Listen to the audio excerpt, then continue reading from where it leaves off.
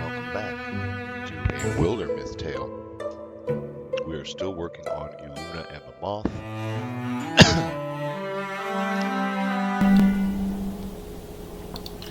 And we are on episode 4. We left off at the start of the next chapter with the comic Signal Smoke by Douglas Austin. Can't you just explain it?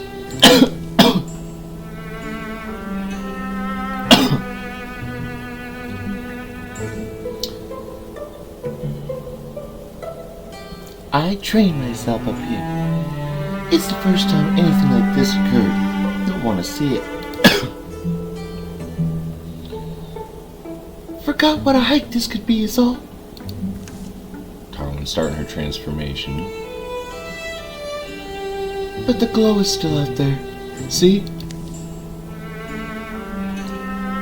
Where am I Oh. Little south of... Yeah. A greenery, a green-gray smudge, disturbs the distance. What do you think, Tarwin? Is it something? Well, Elsee, I'll tell you what. I think it's him. The old Mothman. Why would he advertise his position like that plainly out in the day? It's not his style. Sure, but why do people burn flag leaf? A cry for help would be his last resort, I'm sure. Would be his last resort, I'm sure. Wouldn't be hard to follow. Certainly looks similar to the signal he raised when we were looking for you. Even so, Elsee Arkwright's the one who called your attention to it, right? Remember who her sister is. You have any reason for believing it's our Mothman? It's almost like I can read a signal. It's the shade of that light. I can feel him calling out to me. One day, I shall come and tell you everything. Regardless, we're like the wave-watching gull of fable. Until we fly out and find out what shines, we'll be racked with wonder. That's a fair point. Elsee enters quietly from outside.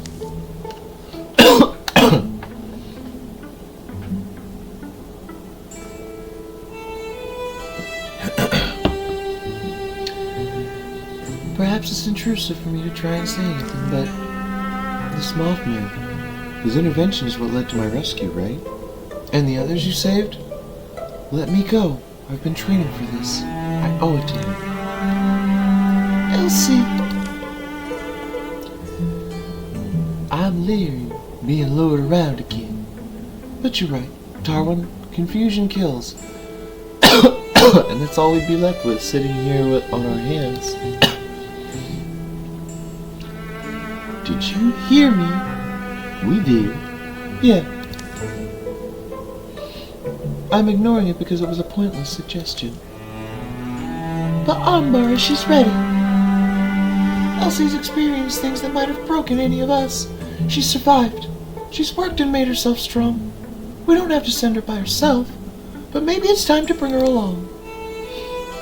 Do you not trust me? Well, I understand that you're fighting who used to be my sister, but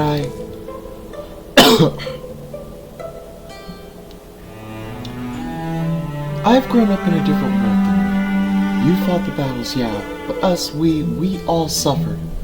That's not your fault, it's just, we didn't get a choice. I'll tell you, when we were down there, it all felt inevitable. One by one, our doom would devour us.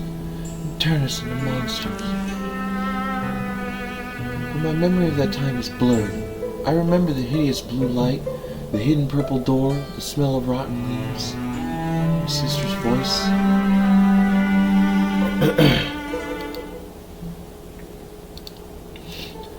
I'm not afraid that you invoke her name, Eluna. She promised I'd make it home again, and thanks to you I'm here. Today, I'm ready to choose my fate and face the things that forced us to suffer, forced my sister to change. So please. Yeah, I know, she deserves her chance. I'm never gonna turn down a call to action like that, especially when they're themselves. You're courageous, I will say that. Well, welcome then. And good luck. You have my gratitude, truly. And I'm cognizant of the price I could pay. Tarwin helps Elsee find a piece she's comfortable wielding. And soon, the company is assembled, pursuing the strange signal that glows, fades, and reappears beyond the hill. Here we go again, Yorwen. And again we'll come home together.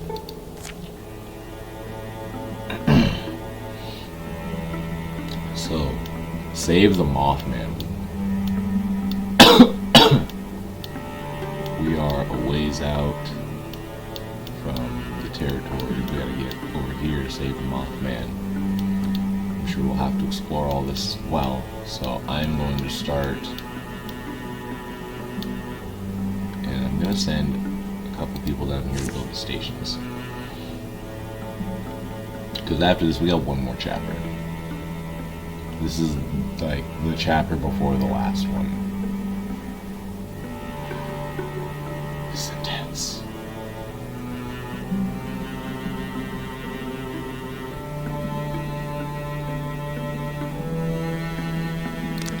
Two hides there,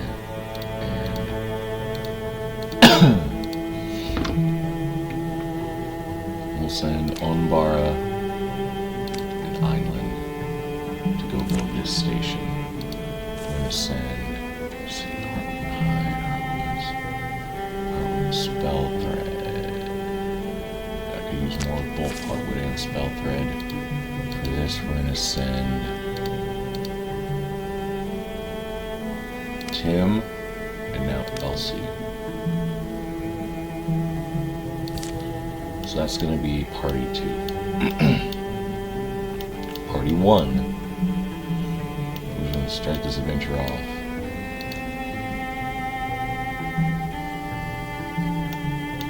Recruitment opportunity if I had the LP for it.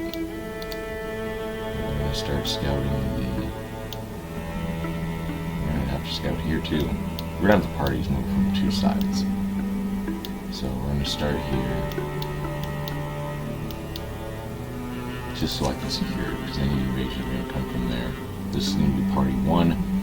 These guys are going to be party 2. I'm almost at 2 full parties. So party 2 is going to have their recruit once I have enough LP. And I'll have officially 10 people. Beneath the surface, Medessa uncovers an alluring opportunity. Again, never turn down opportunities. Beneath the Surface by Douglas Austin. Sometimes Medessa would dig. A hobby is what it was. An alluring prospect for a naturally curious mind with rarely any real reward. Darwin, I found something. So have I. Really? What did you find? A rooting pig woman. Hey, root up any glum flower.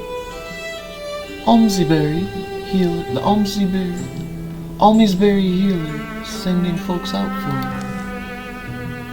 Oh, no glum flower. Well then, want to see what I dug up? It looks like what it was is a tablet. Stone tablet. It's got pictures on it. Careful. Let me hold it. Brush. Well, what's this? Darwin showing an interest in my diggings. Yeah, well, you actually managed to find something this time. Looks like a map, right? We know some of these landmarks.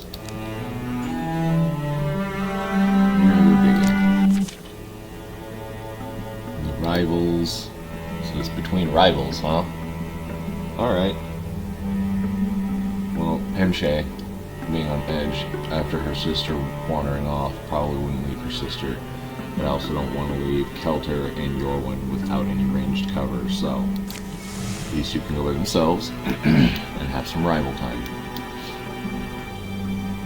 Now everybody's moving. And the story continues. Beneath the Surface by Douglas Austin. How about it were the first people down here, since whoever dug it died? Weird notion. Well, what do you think is down here, Darwin? Perhaps nothing at all. In fact, that is very likely. And yet it doesn't feel likely.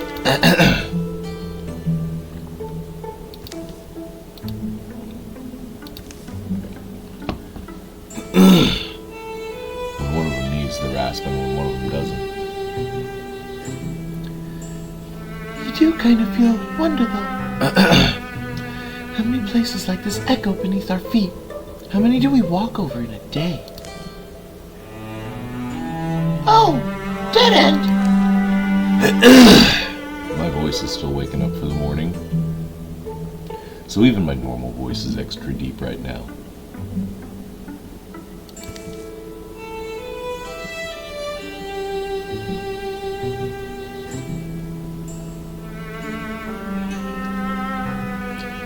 They've come to a round chamber, deep beneath the earth. Their torchlight reveals uneven ground, the old marks of tools and hard dirt. Did you bring a shovel? There must be something down here. Something is. Seems dead.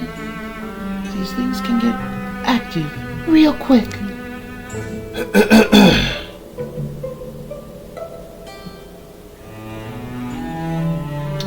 up what they work hard at.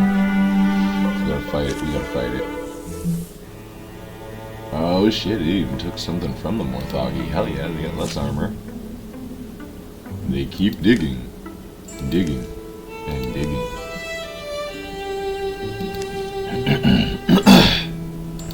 Well, Can we go now?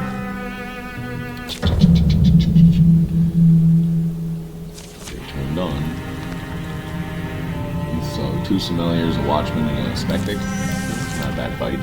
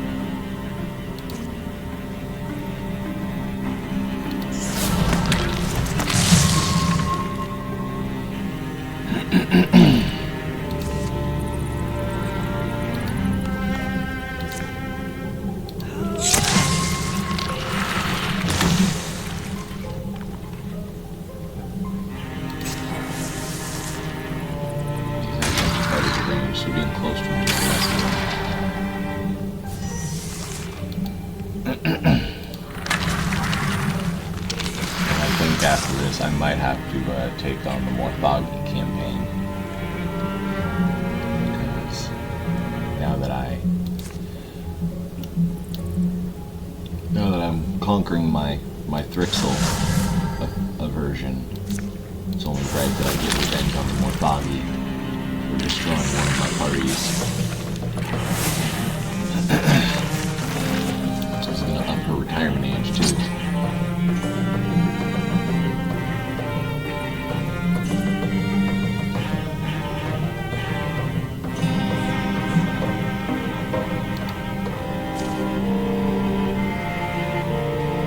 Longbow may not be mythical, but it may not be an artifact that is better. Need a break? If you need one. Tarwin stoops by a near spring, refilling the canteens. Yeah, sorry, Tarwin. You apologizing? Why? It wasn't so bad.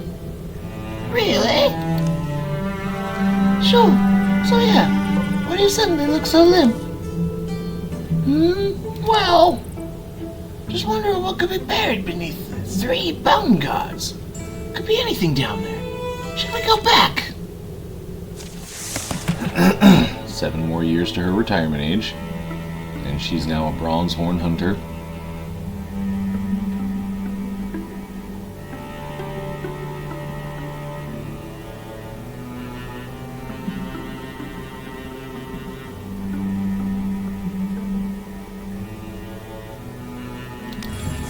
Give her an explosive sapling, and have them rejoin the rest of the party.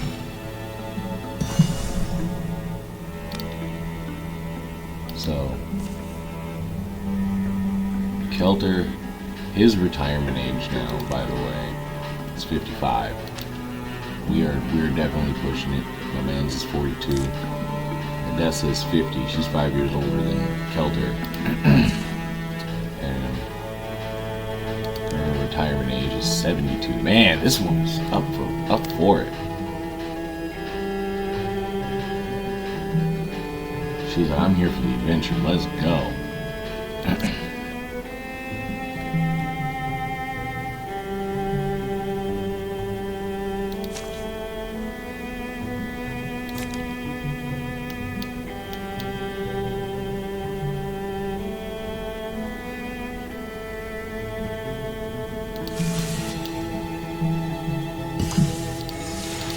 Alright, we're gonna pause. We're gonna assault the Thrixl here.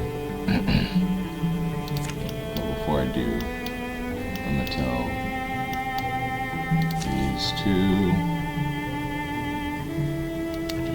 these two.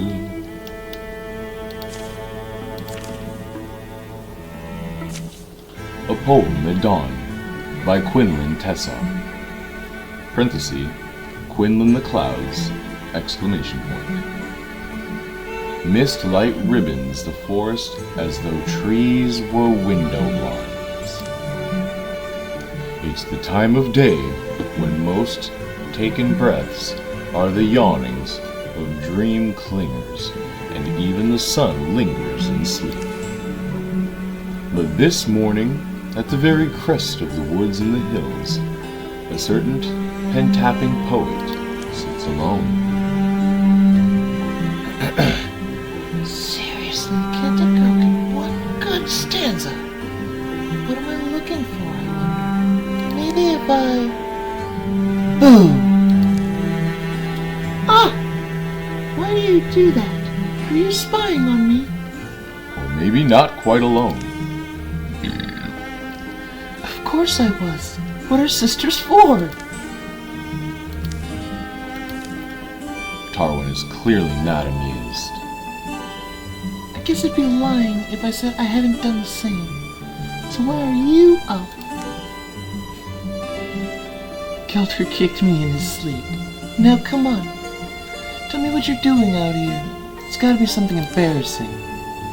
Don't play dumb, I'm literally holding my poetry journal. You've read like half of it. If you tell anyone, I'll tell them about your tickle spot. Wait, you started writing again? That's so great!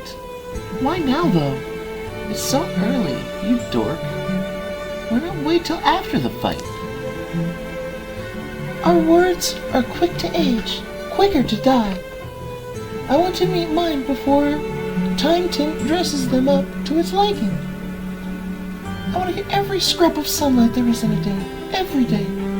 I don't understand why people let it go to waste. I want my poetry to be painted by every possible hue the sun can give. Okay, Tarwin Boo, should I leave you and your words alone for a bit? Never gonna let that nickname go, huh? Not a chance. Tarwin smiles. Hey, would you maybe want to hear one real quick? A little Tarwin wants to share poems with her big sister. How can I say no? It's been forever since you read to me. I need to share more often, I think. So this will be good for me. Here's a limerick I wrote yesterday. Tarwin takes a breath, flattens the page, and then reads her piece. There once was a wistful young verse, a poem befallen to curse. But if all in its pack is the weight on its back of a curse or a death, kill the first. Whoa. Good war, bad war. Good war. It's just a lot more vulnerable than I remember your poems being. So what's the curse? I think a poem should stand on its own. Before you go back, I'm kind of drawing a blank this morning. You think you could help me with one? You know, like old times. Maybe you could give me a prompt. It'd wake my pen. Well, if you're gonna play the nostalgia card, I can't really say no, huh? Alright, why don't you write about...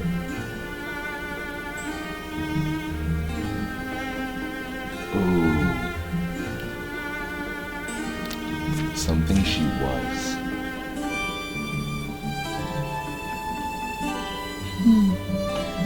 Yeah, maybe.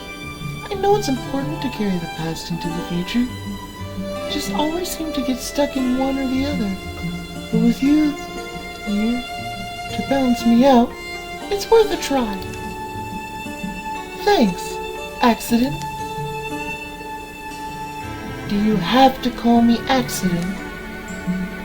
And so, sister and sister sit in the first breaths of the day, Tarwin scrawling away about a self-long past and Pemche chiming in every so often with her suggestions. You also have to think, after the episode where Tarwin was missing and the long hunt for her sister, how long has it been since these two have shared a quiet moment in the light of the morning? Maybe we should put something in there about a campfire. I've always liked those kind of poems.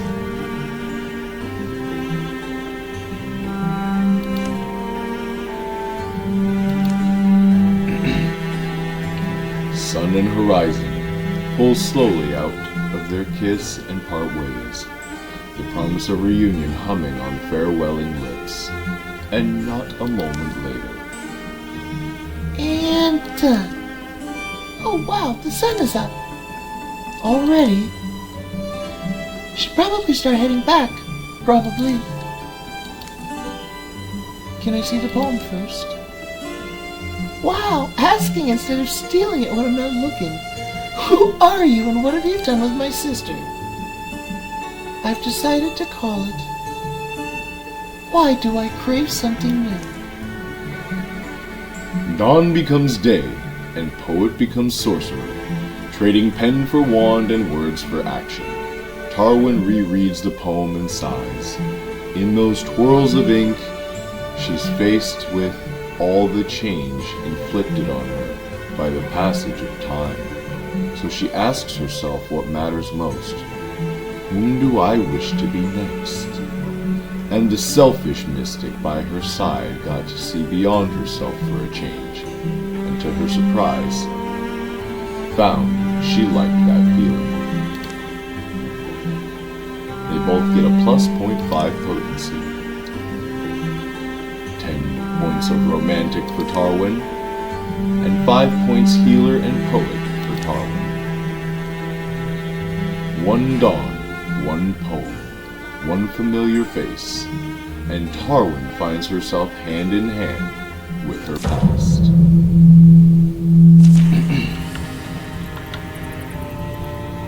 All heroes get an insight bonus times 2 stunt chance. Let's go. Man, these guys are right in my face. And there's a leaf spirit. Jesus, they want me to rush through these guys. I guess we're going. Whew. Going at it hard too, especially because that leaf spirit, these guys get more integral as we go. Like, it is important to grab them. I'm definitely gonna need artifact weapons and like tier 3 of whatever we're wielding. Like, this is, the number of enemies is gonna start getting more and more intense. Danger, the enemies are gonna get stronger. So we're gonna send the critter up, and he's definitely gonna attack this guy. They're going to start playing the numbers cards, everything.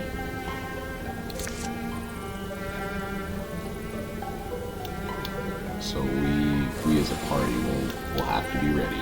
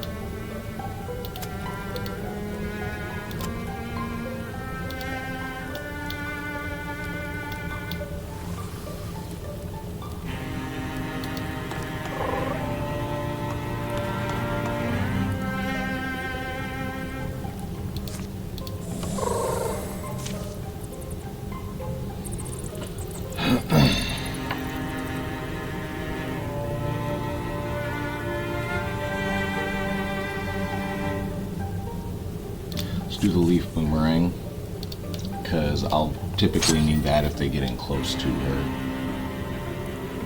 The red bow. Ooh, it's poisonous. Yeah.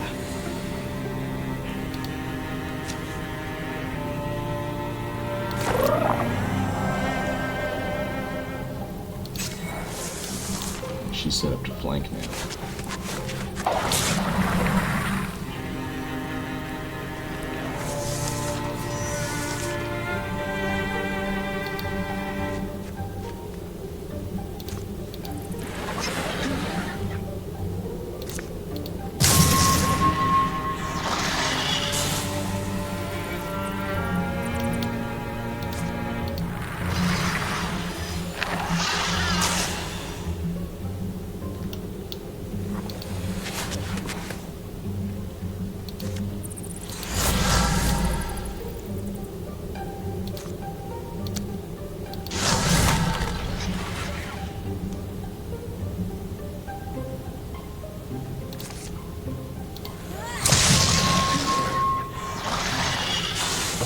That was a quick map. Roland's gonna crawl level from that. Perfect.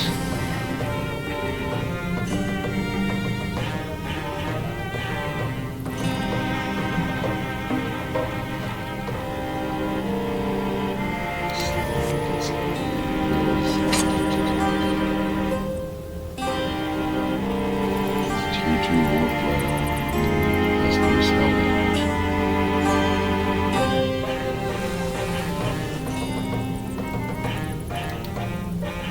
Increase her spell damage, so yeah, we're going to claim that for Ricochet.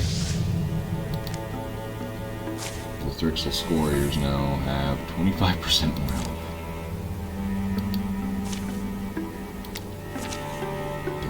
Right in there. The tannery's been built.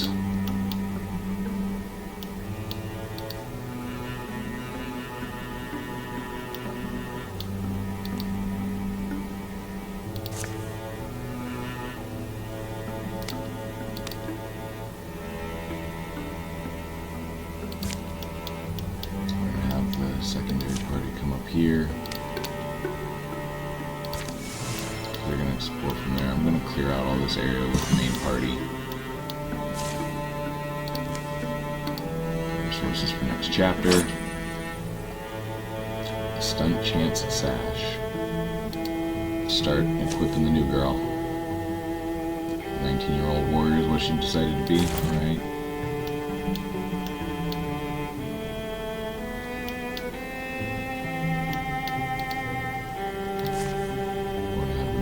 Scout there, and everybody is now up and moving with a quickness.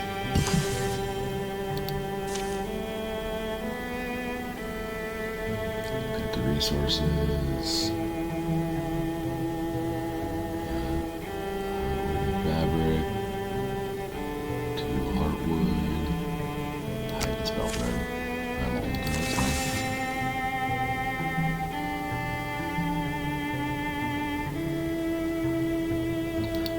Here's a song on the breeze. Can't get it out of her head. Wind Song by Jin. Evening. Surprised you're still up and about, Darwin. Yes, hello. Are you well, Darwin? No, I just hear this song in my head. No, it's... Yeah, I've heard my share of tune. No, it's different. I mean, I hear it. Like woodwinds on the breeze. Same as Kelter. Weird, I don't hear a thing. It's so real I can almost touch it. So close I can almost see it. I know it's crazy, but it sounds like it's coming from right over that ridge. Well, should we go chase it? Yeah.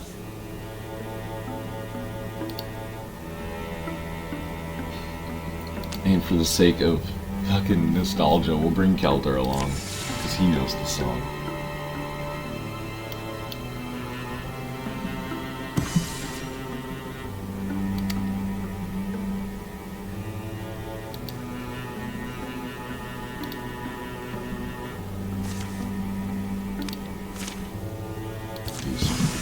senses. But it wasn't right over that ridge. There better be something good at the end of this. We're just about there. We're close. I feel it in my bones. What's that song of yours about? An ancient elder's treasure song by any chance? No, it doesn't have words. It's like bird song, but millions of them in a chorus. It's not about the singers anyhow. It's the song itself is calling me. It wants to be free. Truly words for a ballad, but what does it mean? Truly I wish I knew myself. Or the next one. But Tarwin could always hear it getting louder, sweeter, closer. Could be back home with a good pot of soup or something, Tarwin. Hello? Until they finally found or arrived at the site. Hark, the music grows ever sweeter to my ears just up ahead. How I wish I could hear what you hear. This is it. This is... But it wasn't what Tarwin had been expecting. A simple cairn lit by a few smoldering tapers, and atop it, a bowl of bones. Bones singing the half-forgotten songs of 1,000 birds. Tarwin, is this the singer you seek? I'm not sure. I can't tell whether we've arrived at the beginning of a song or at the end of one. I think I have to climb it. Careful on yonder stones, Tarwin. Tarwin climbed carefully, the song reverberating through their bones. It rose in volume, intensity, building to a crescendo. A life that falls, a final wheeze like a woodwind calling on the breeze. A life cut short, and so it goes. The sky cares not, it blows and blows. Merciful heavens. Tarwin, are you alright? The song is bound and woven through these old bones, stretching out for the sky. I think it's calling me to set it free. I think someone wanted to pay homage to a spirit of the sky, but in making this altar, they tied it here. The sky, the wind, the song, they need to range free, to move. So I can give Tarwin the woodwind transformation as well as her moth transformation. I don't think I'm going to cross the transformations. I could give her a special talisman, which I think I might do. Or I could smash the bones. I think I'm going to give her the bone talisman. So Tarwin crafted herself a talisman from the bones, a wishbone wrapped in a silver wire. The spell of the song vanished from Tarwin's mind, granting her peace at last. But if she ever got lonely on a cool, quiet night, they could draw out the talisman and wrap it, and once more hear the woodwinds calling on the breeze. Stunt chance and dodge replace her talisman of chivalry.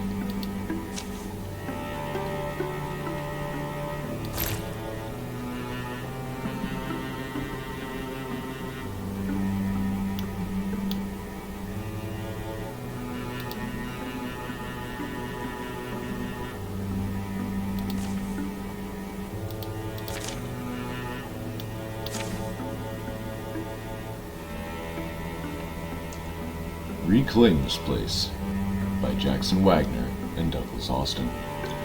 Wild folk hid in all of their Junkin's bog sprouted long shadows when the inscrutable Thrixl descended on herbivore weaverworks. How will the Warlocks Epoch set things right? Got a distinct smell of this place. And just have it charge right in.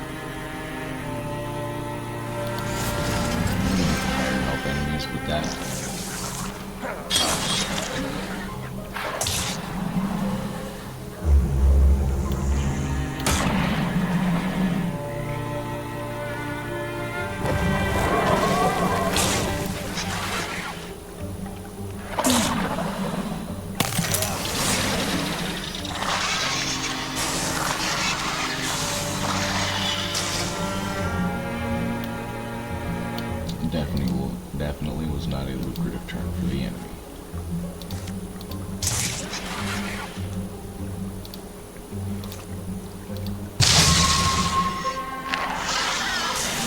So knock out all those Thrixl. Up here. So unleash at the top. And there's the bottom.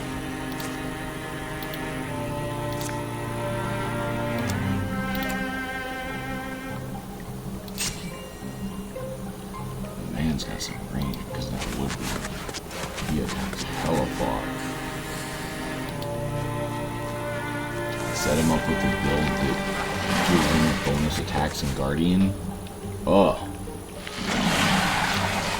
Kelter would be fucking dangerous.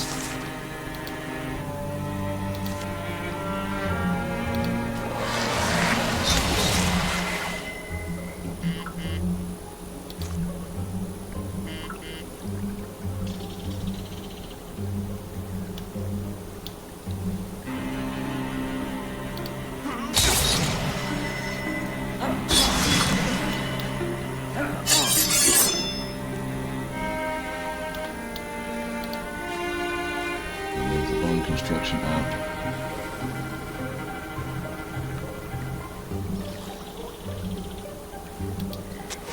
Up just enough to give her some view in there. We're gonna interfuse that loom. Construct the seeker. Let's hobble those things because they like to put us in stasis.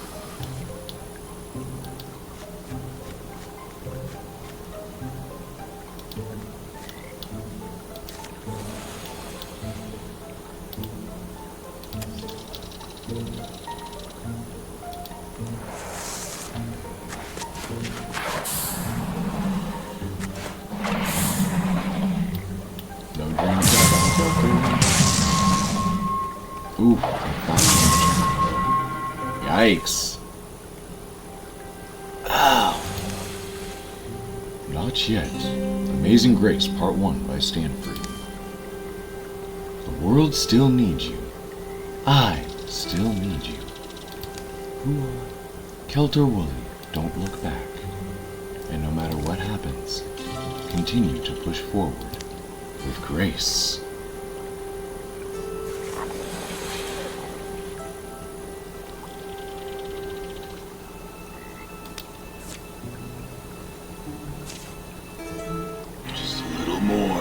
As Warlock Epoch begins to feel the effects of the strange light, Kelter crawls to safety.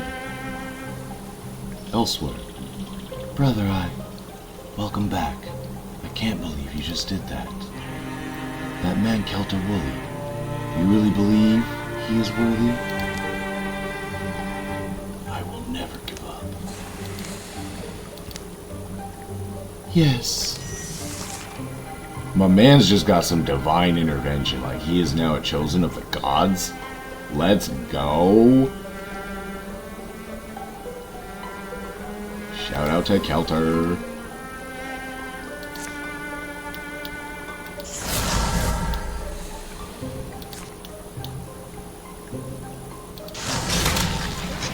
I have a feeling I should main character that man in a lot of my campaigns now, given that that came up.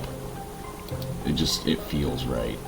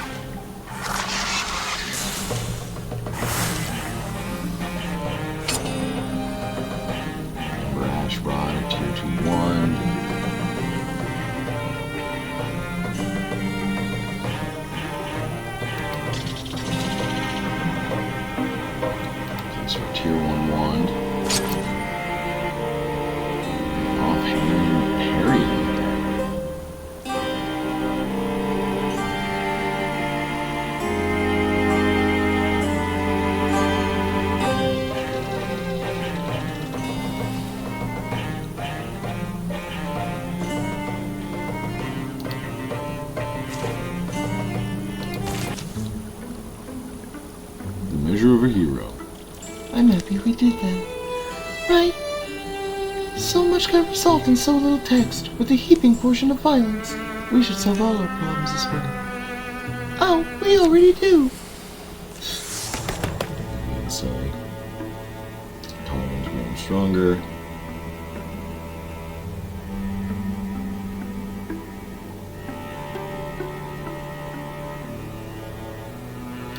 Gonna get that dark savant.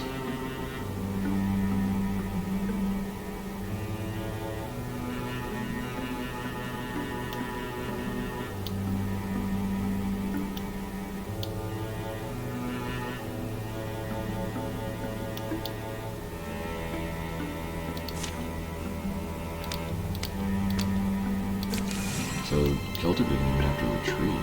Yeah, they were literally like, my man's, no, divine intervention. He didn't even have the symbol for being injured this chapter. Ooh, ooh, ooh.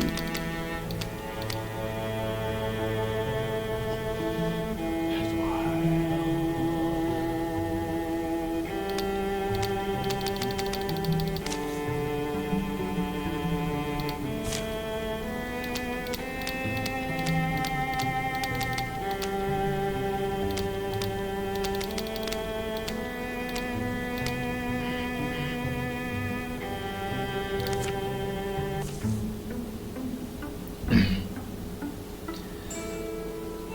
We'll have to keep an eye on Middlesand, a little village minding its own business in the middle of the forest. Pleasant folk. It's practically an ambush magnet. Excuse me now. If you came to find trouble here, you can head right back the way you came. Easy. We're Warlocks Epoch, the opposite of trouble. We're here to defend you. Are you saying we can't defend ourselves? You know, why aren't there any monsters in Middlesand yet? Because they know better. Listen, it's not that. The threat out there is bigger than anything you... Don't tell me what I had and haven't seen, thank you. I've seen brawlers bigger than you bested in our streets. And I'll prove it to you. I'll show you why they stay away right here. Damn, he just hauls off and clocks her. A Rocky Start by Ann Austen. Makes sense now. Well, sir, you leave me no choice. They fight right there. Alright, listen. I was surprised by a lot of things here just now. But mostly I'm surprised that you're really good. What I'm saying is, Warlocks Epoch could use somebody with your instincts and skill and enthusiasm. Wait, really? Join the group. Zoinks. Go on, Enlek. Give the monsters a good old Middlesand greeting for us. He likes the sound of that. This guy's got the aggression of a warrior. Let this man fight.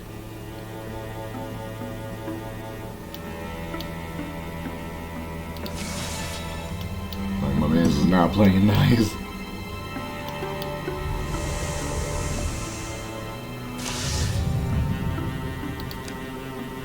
Alright, everybody getting stronger. Butlers. Butlers. You don't like butlers. I don't want Foggy.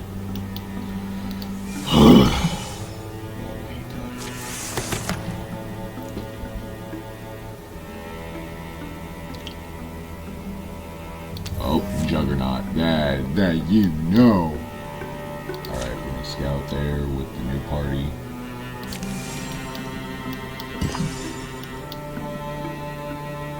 The Elder party. So we'll scout here.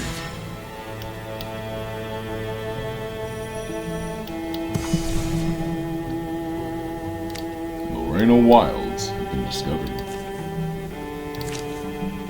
The younger party have some Drauven to stop before the battle at Fuse Wildstop.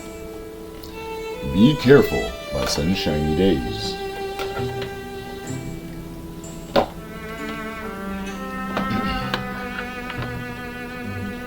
Onbara. you still set to fight?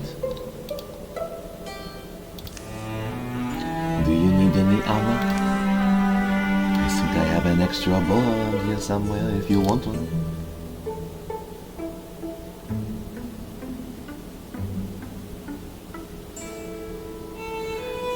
No need to nag, Tim. I've done this before, you know. Bara and Tim have gained a temporary block and dodge. Oh, look at the couple looking out for each other. I'm gonna get her Slayer because she's out for revenge. She's looking for Thrixl, but right now she can deal with some Drowvin. The man came prepared too. Check this out.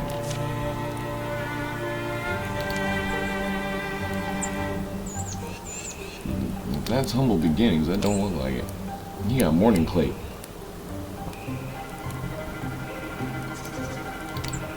And a Falconer's Needle. A Falcon Cloud's Needle Tier 2. Oh yeah, my man's came ready to fight.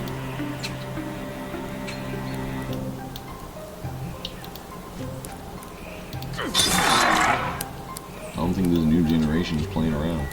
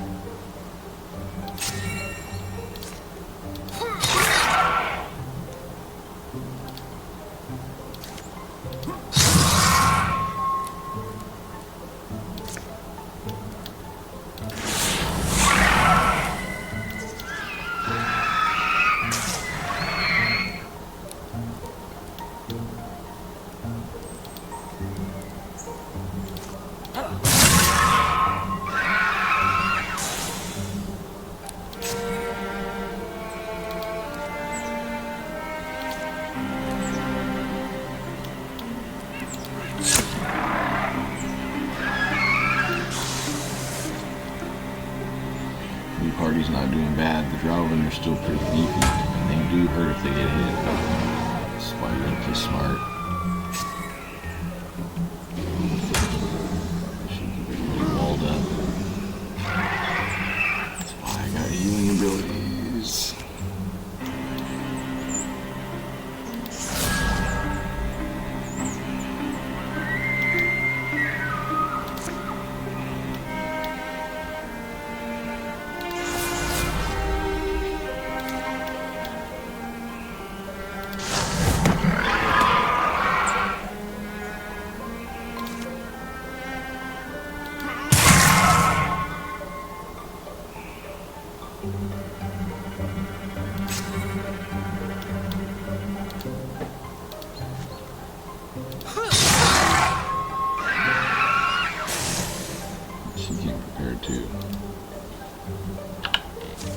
Elsee came with Sunseat, all the rusty link mail, high quality shield, 15 block, that's good. And Crimson Life's server. Not bad, not bad.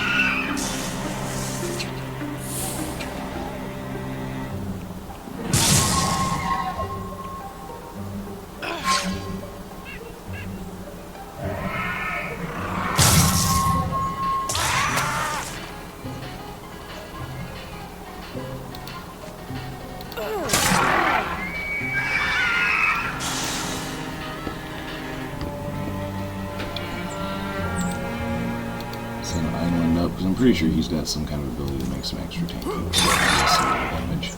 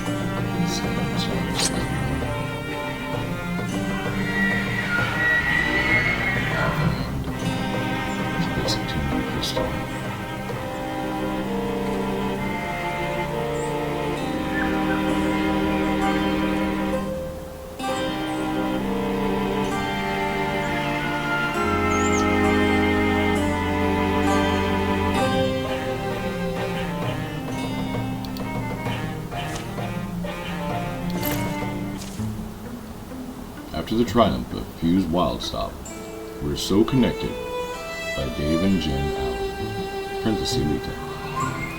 It's a great job, everybody. They're on the run. Elsee, good blocking today. We've showed those Drelvin what for.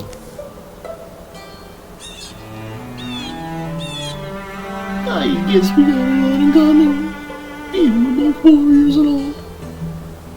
Let's see. Favorite hero? Xeno, warrior princess. Obviously, childhood nickname. Bear. Break. Break. Close enough. It's amazing. Have any two people ever been so connected?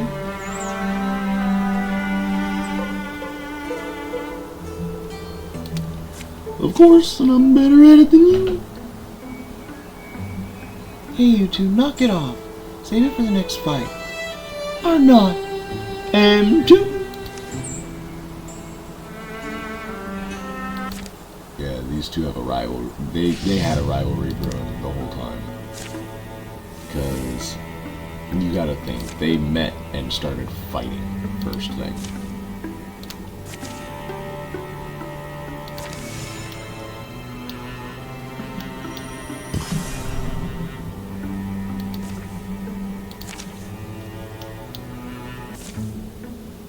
Spotted by Ann Austin. Outside of Axe Hunch Dream Room, a breeze rolls through the treetops.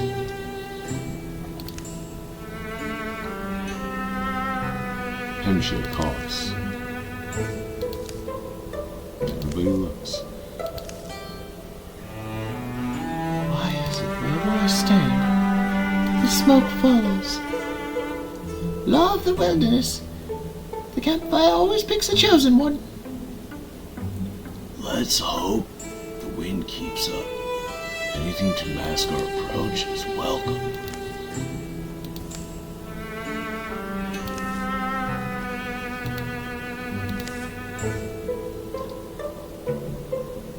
They're what, spying on us now, after it hurried. Steady there. Don't have our gear ready or a plan. We'll lose the deepest if we don't move now, and then it gets to blab to its friends about us. Let's go. With Kelter. We need to at least prepare. The footfalls and snapping brush fade away. Now they're gonna know we're coming. And if that knowledge doesn't send them scattering in terror, it's their own fault. Whatever happens to them once we arrive. As they approach the Axenhunch dream room, the wind gives way to the slosh of heavy, cavernous breaths.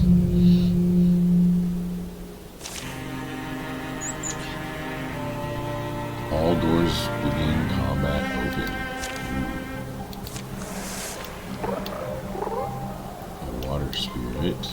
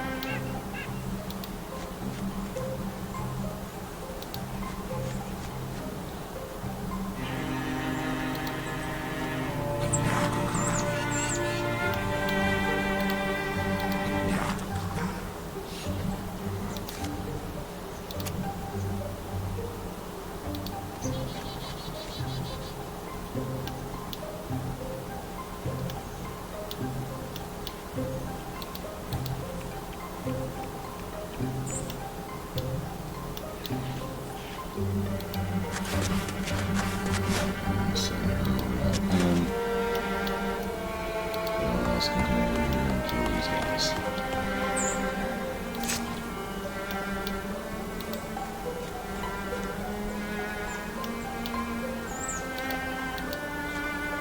The Thrixl trees being there is a little weird. But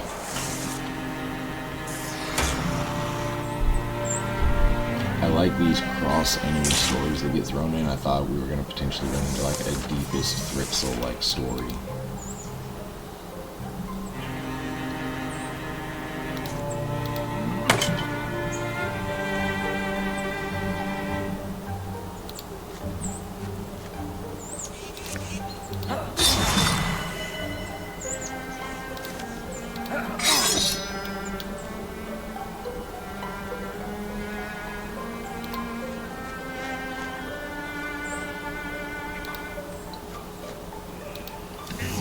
Children with the dog. Come up with the dire critter.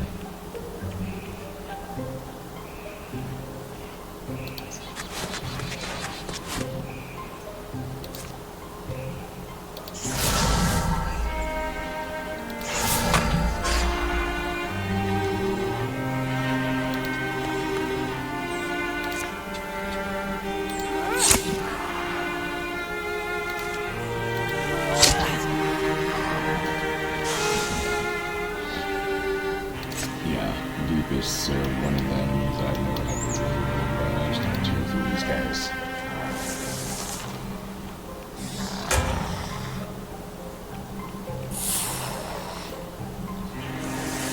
I've never even found them terribly difficult to deal with, although I haven't tried their campaign with them as a main enemy. I don't think they would be terrifying as a main enemy. They're just humans, basically.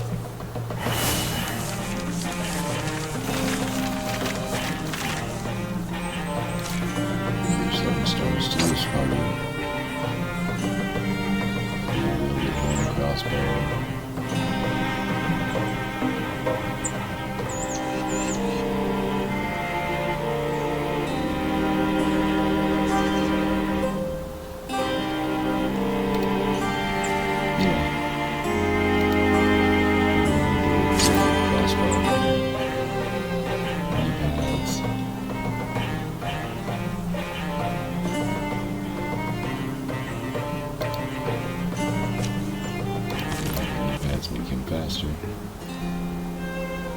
Flames by Stanford. Matessa, you've been on my case for a long while now. Don't tell me you're in love.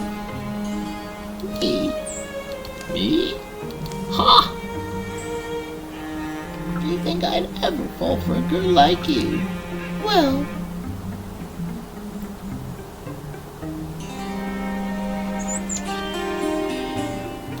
Let's continue their rivalry. just making sure. But really, stop staring at me all the time while making weird faces. Someone might get the wrong idea. Those two work well as rivals.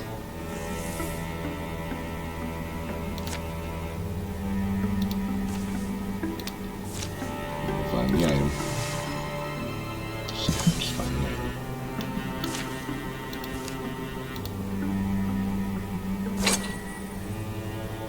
Belt of Cunning.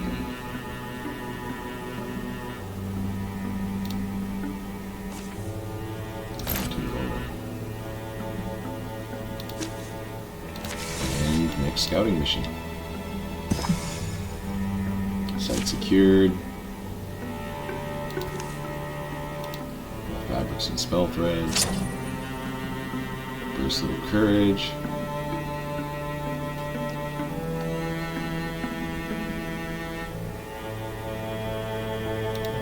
Because she's going to be the block hero, we'll give that to her.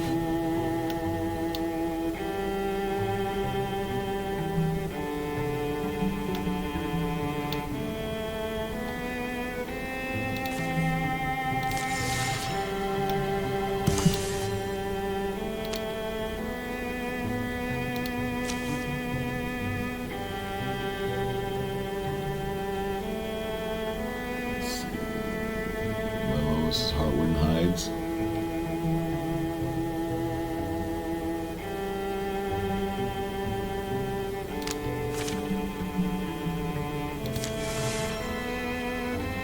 Only got 2 more areas to look in.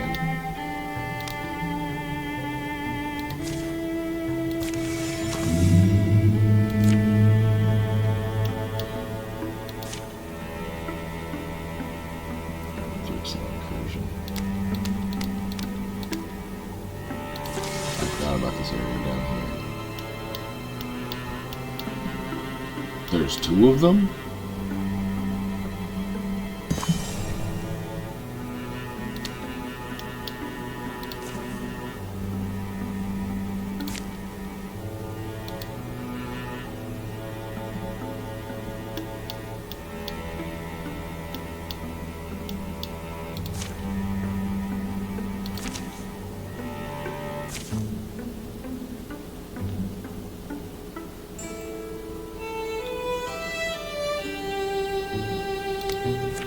Set a trap. Enemies take 2 damage. Hell yeah. Enemies start with damaged. I always like that. I'm always up for the enemies to start damaged.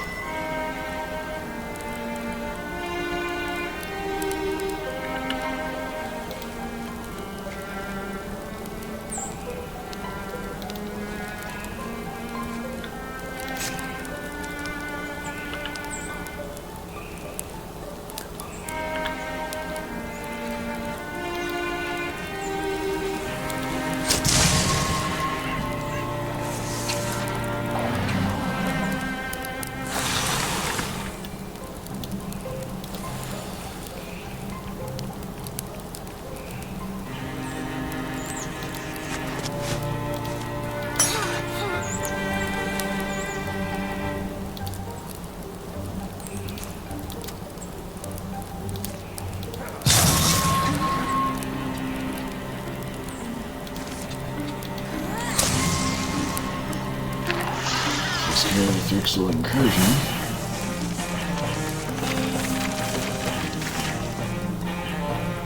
One of them.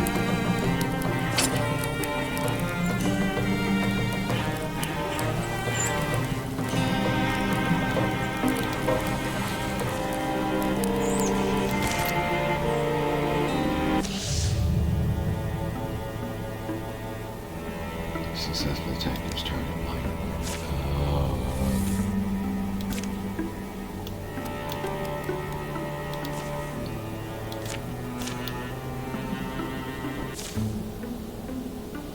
Mountain Mischief by Shay Rossi and Douglas Austin.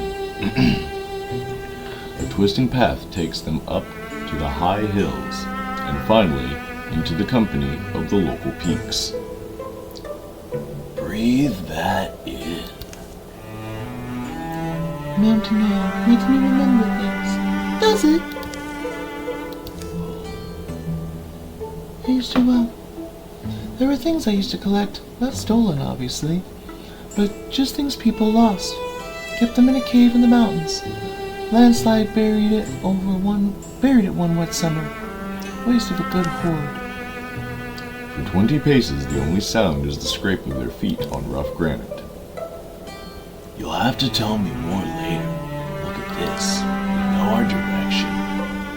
The way forks. One path leads higher to the top of the precarious cliffs.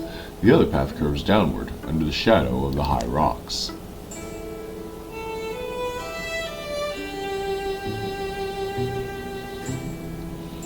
Do I want to check out the salvage, or do I want to check out the cottage?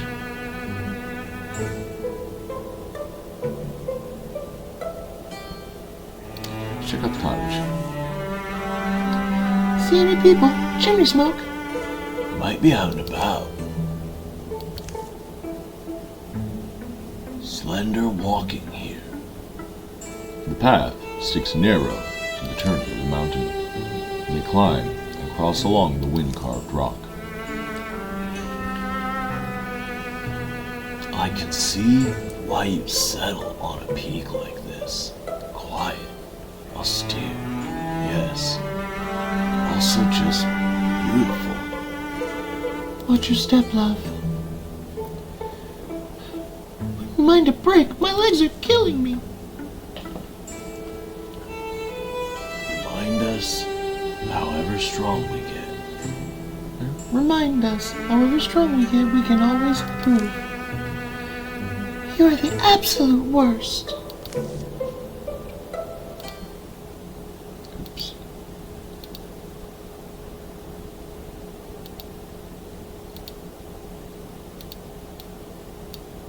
Sorry, I had to check the time because I do have some stuff I gotta get to today, so I'm trying to finish this chapter fairly quickly.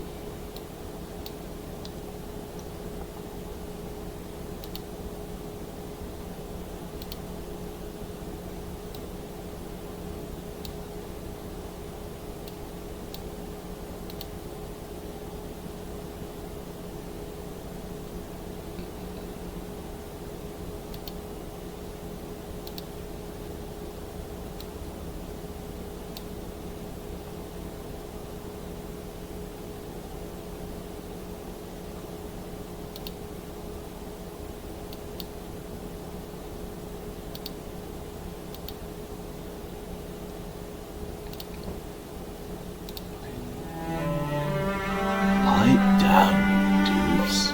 This is someone's hermitage. Hello? Anyone home? This neatly piled cabin smells like sweetgrass. Its lacquered logs look strong, well tended. A distant hawk speaks up. Besides the bird and wind, there is only silence. Kelter stoops through. Is there any... Oh, Fancy morning. Would you like pork rust with your tea? Or are you a coffee man? Grilled cakes aplenty. Aromas of sizzling pork rust, hot oil, and floral tea sing in the nose. These cabin walls enclose a cozy, lived-in lair for one. Chairs and root stools around a rose table are space for hungry company. Can always make griddle cakes of plenty. Those saying otherwise are spewing slander. Little spew some slander bugs.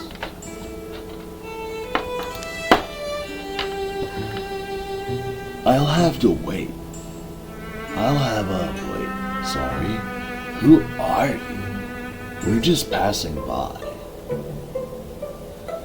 With no intention of intruding. Me? Who am I?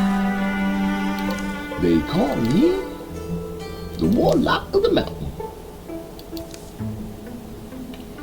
He throws a sack of flour over his shoulder.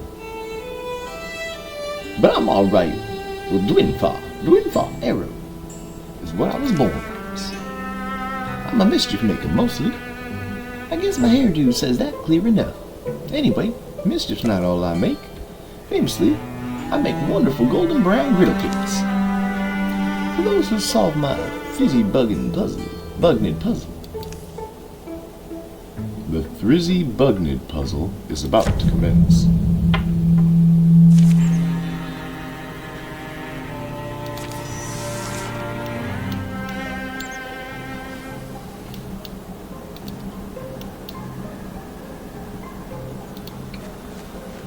Basically, the man is fighting with the Thrixl, or can control Thrixl. Something's weird about this. Whenever they do the mysterious old man that joins in the fight, I always don't trust him. They gotta go first.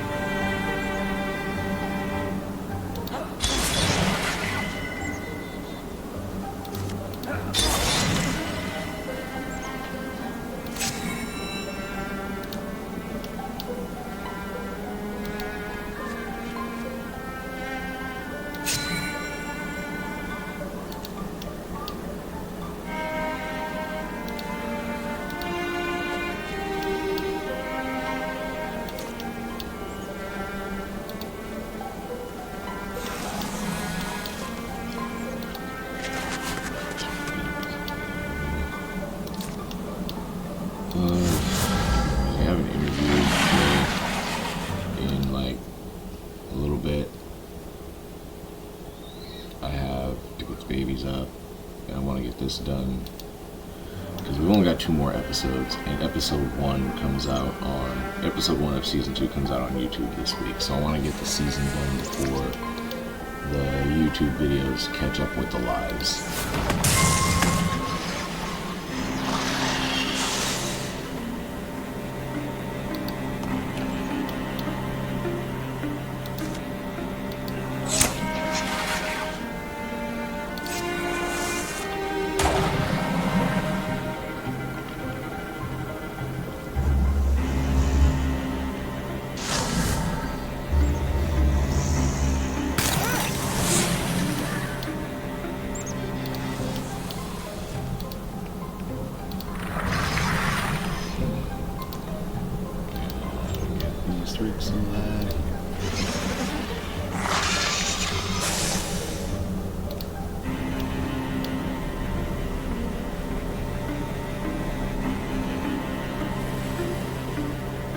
They're turning the Thrixl tree? What the? Okay.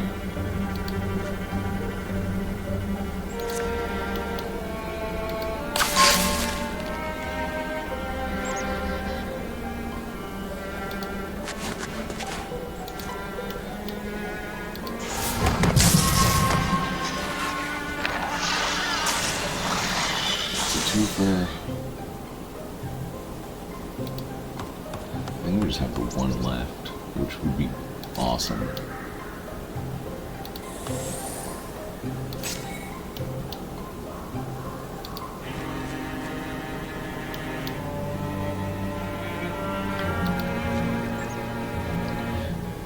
a second. I'm getting a call.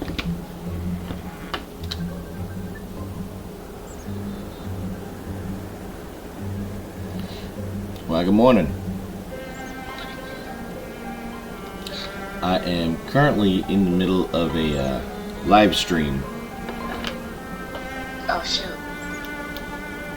It is the videos I sent you yesterday. So I don't think I really got them because I was driving through South Dakota. I'm back now. I got here about 1 in the morning. And no worries, I can resend the link to the main list. Okay. Send them. And then I'll go ahead and send the live link because I'm actually just about done with episode 4 this morning. What? Mm-hmm. Dang it. The party that I am utilizing for this season, who go by the Warlocks Epoch, are, well, there's 2 parties now. There's the senior party, which has been going since episode 1, and now there's a group of younger adventurers who are out and traveling since the start, I think episode 3, when one of my characters went missing. So, Okay. And I think I may have talked to you about this, but how do you feel about wolves? I mean, I generally like them. Okay. Well, because I have my 2 dogs, and they're basically wolves. They're the huskies. Just kind of seeing if you would want to throw them in there. Oh, in the story? But I don't know how that's gonna go, because Yeah. I haven't... I mean, you'd have to see it. It's not just something I Okay. can just edit randomly. That'd be something more like a D&D campaign if you wanted to make a D&D character and then have a character that was like a ranger or something, and instead of having the specific single animal, you have a pair of puppies that you had been raising would be kind of the thing there. This is more of a static game that I'm just kind of reading through the voice acting for. And right now, you actually caught me at a decent time for conversation because I'm on a combat map, which isn't a whole lot of the voice acting doing. I do kind of narrate a little bit, but really we're almost done too. There's one last enemy and it's now dead. So dead. Well, looks like Jessica! Sorry. Looks like there's more enemies hiding out. Ah, okay. Looks like there's a nightmare and a dweaver over in the other building. Good to know. I sent you the link to the live too, so you can actually see what's going on.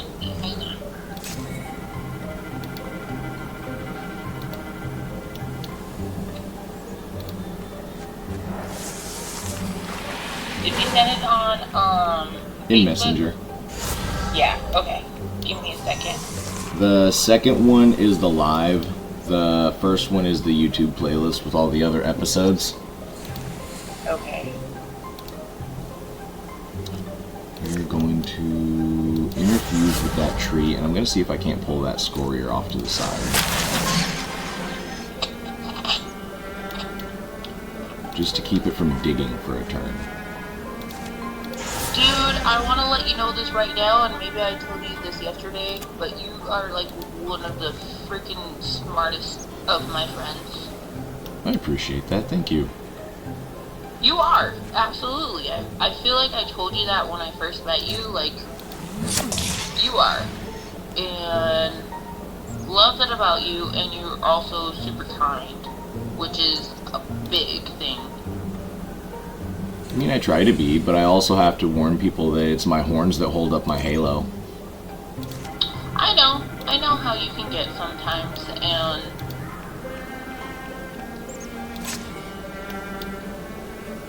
you're not like super mean. You say what you say, and it is what you mean, if that makes sense. I say what I say, it is what I mean, and when I'm pushed, that's when I'm going to show exactly what I mean by my horns hold up my halo.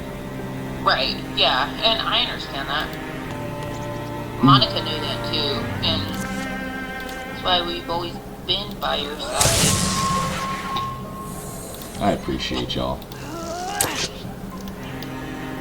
And God rest Monica's soul. Yeah. Thank you. Thank you. Of course. You know, she was my twin. Oh yeah. We're gonna do the blink strike with Kelter. I'll have him jump to all the enemies. And given that he's stunted, he gets an extra attack.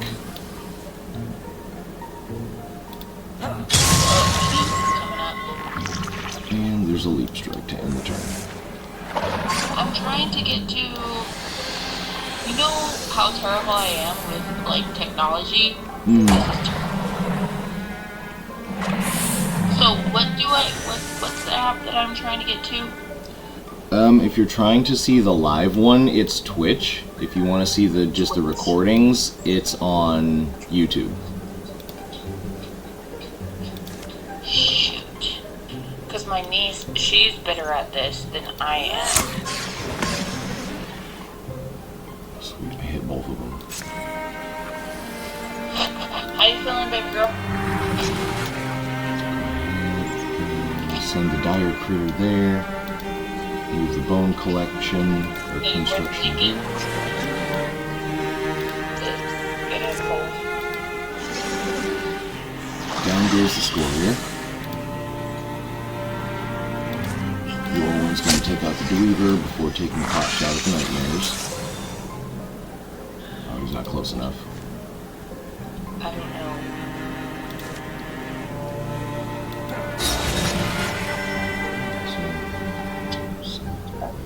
Usually don't send it that way. Let's see.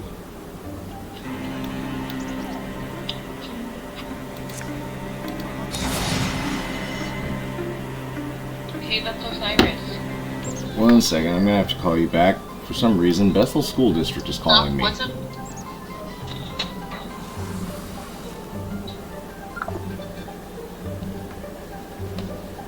Hello?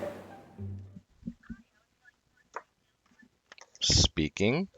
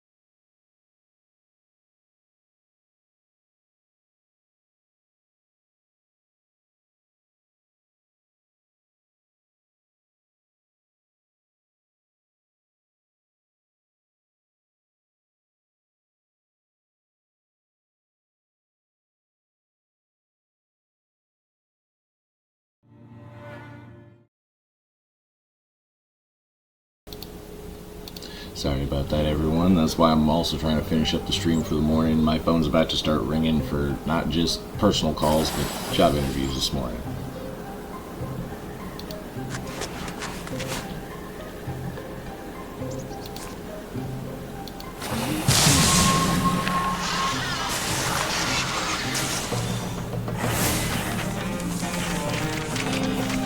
Another 6 stars to everybody.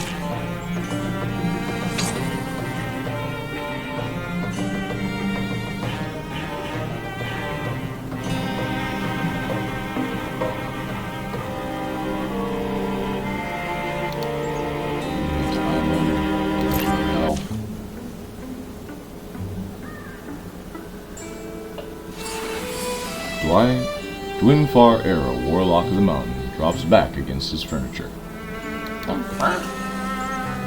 You alright? But he pops back up. Oh, sorry. Yeah, wanted to give you a bit of an elongated victory thing. You've got all the Thrizzy buckets. Unscathed for the most part, though, aren't you? That feels anticlimactic. You're weird enough. Not unexpected. What'd we even accomplish? Why, you've earned a sample of one of my mountain recipes, of course. How hungry are you? Choose carefully for my waywardness. In my gross olive oil, olive-hearted way, I've designed that each delicious delectogram delivers a different delight. Yo, that retirement age for the entire party. While they eat stacks of griddle cakes, Dwinfar gives a brief account of how he ended up on the mountain. Persecuted, robbed, run out of 10 towns, he retreated to his high home where his eccentricities and frequent mischief would only bother those who blundered into his domain. And at that point, aren't we all fair game?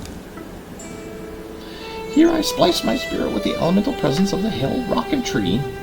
Here I never rest, for there are so many joys still left untried. And though I've slowed death, she never fully stops. Oh, death, you dauntless dancer of mist, you darling, you dream. He goes on for a while yet. They bid the Warlock of the Mountain goodbye, and they take a swift way down his direction. Mountain air, huh? Clearly you can get too much. Their dealings with the Warlock of the Mountain don't go unmarked. The locals tell sour stories about Warlocks Epoch and their deeds for years afterwards.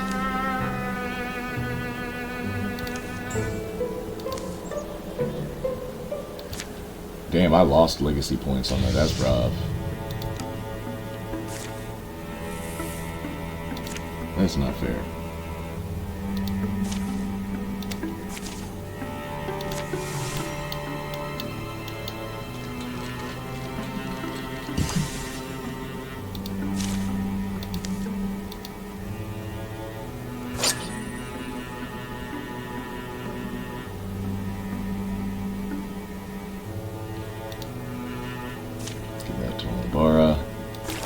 Birch of Attunement.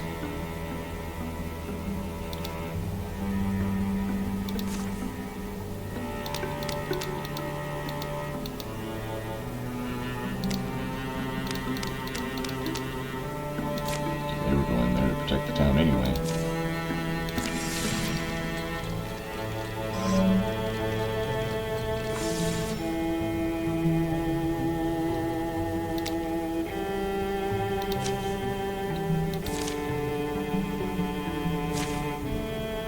The Thrixl have come. Motes of light shimmer and splash, flow like water on their prismatic shells. It's a hypnotic, almost beautiful doom. How should the defenders respond? All these trees and green things, they look after us today.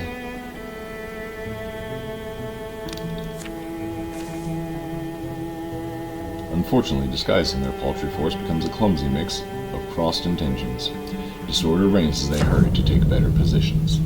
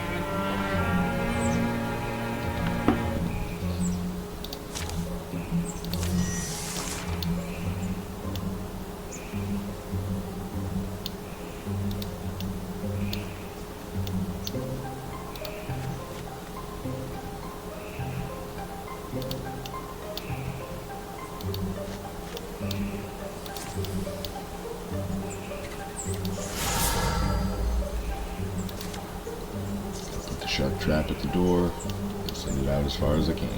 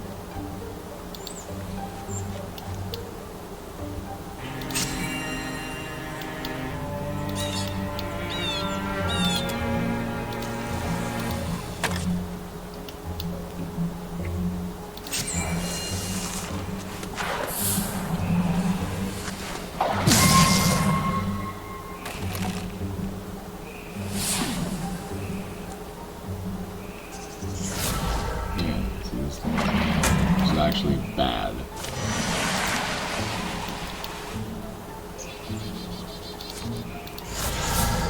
Fuck this fence.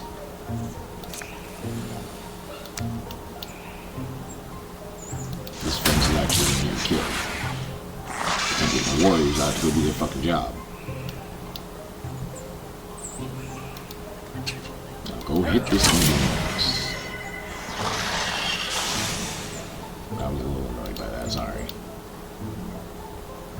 I mean, ish.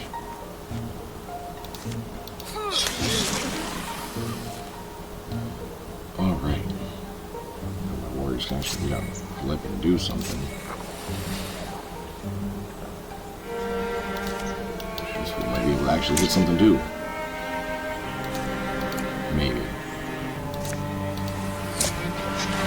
I'm gonna hold my breath in there, obviously. You can remove the stasis from me. And shoot the bug.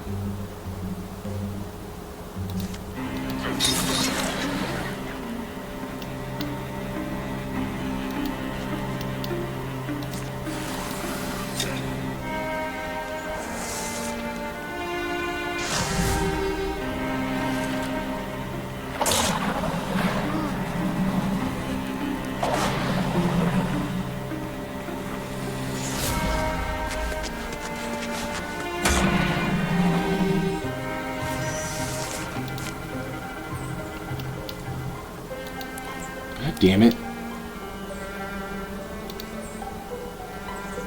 I really fucking hate it when he does that. I'm trying to select a character and he just fucking starts moving people.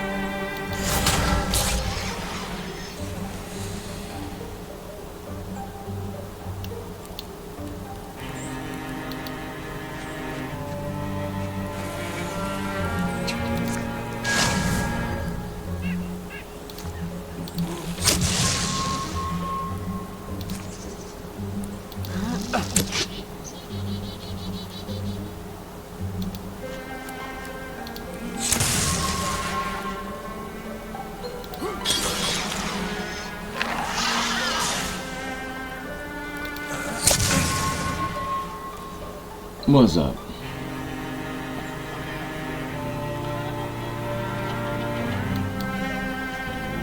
Up here. Just finishing my stream for the morning. Right now I have to do a defense because the Thrixl are attacking a town, and so I've got my secondary party from that town, my primary party going in the scouting area, and then I'm off to find the Mothman. I've got 1 hour before an interview.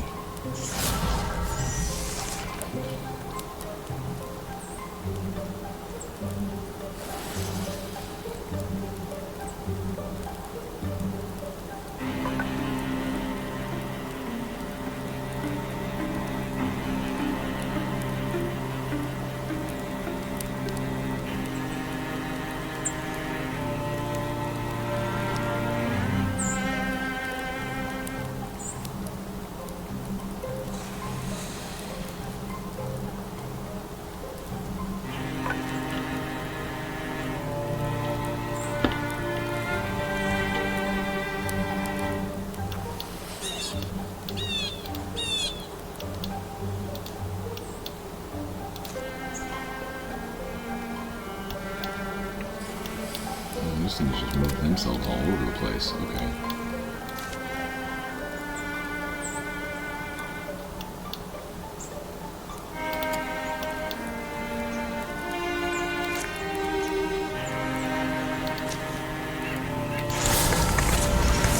Do that for the ones outside. Let's see what damage that deals. And good score.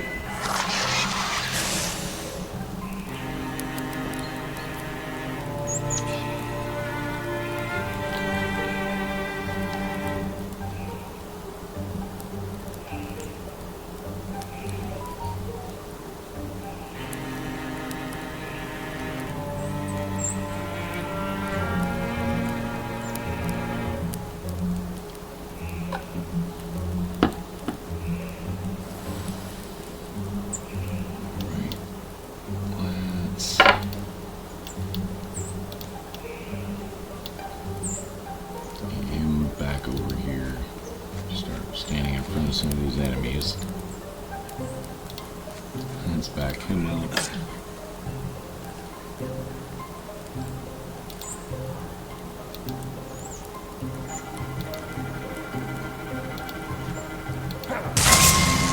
Flank this thing with him.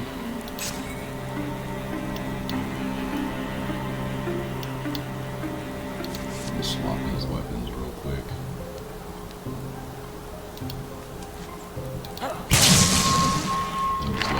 Back into the back.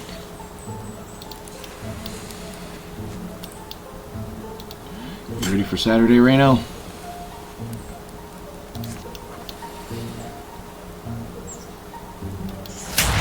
Oh, you left. Nope, you left.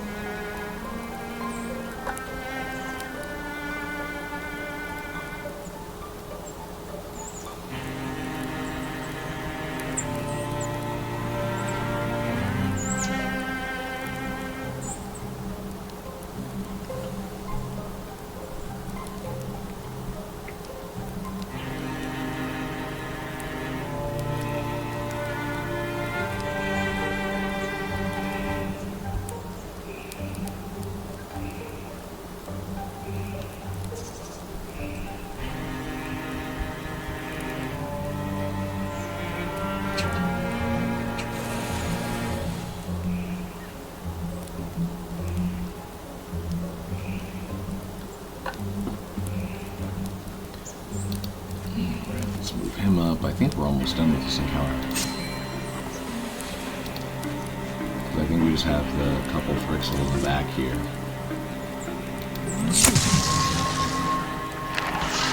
And he's down via swashbuckler.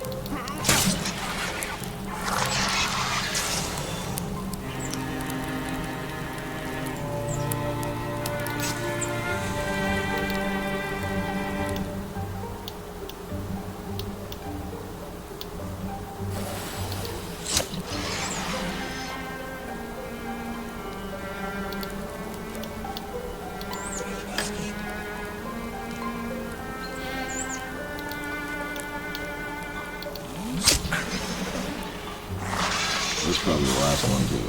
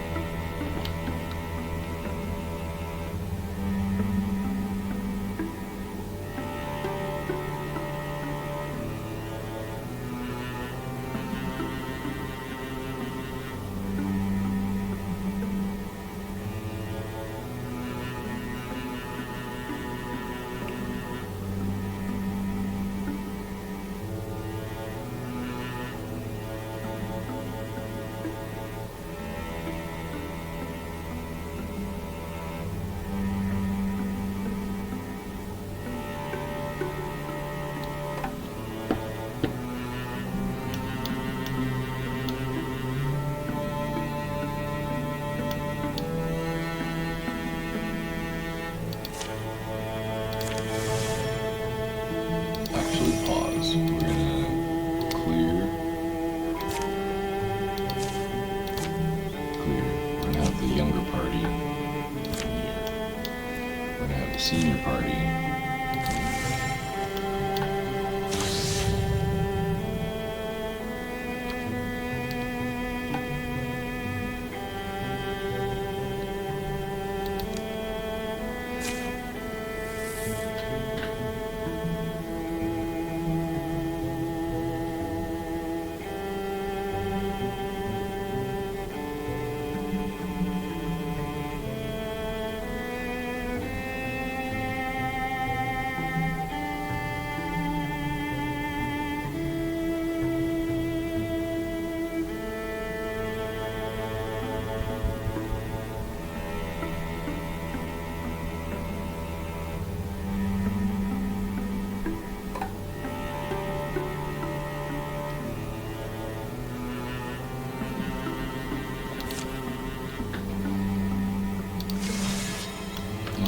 Calamity's got a little stronger, but now we should have free reign.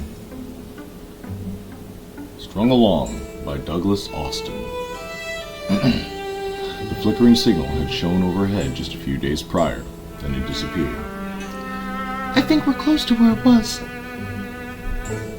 That's the cliff, like an upturned boot we were seeing, just right up there. Here's something that might interest you.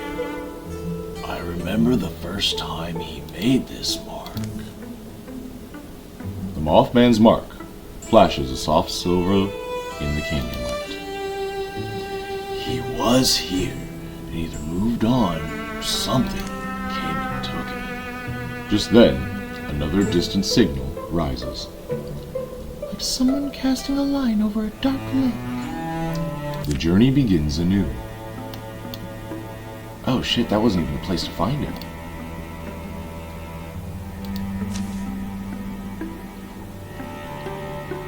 Okay.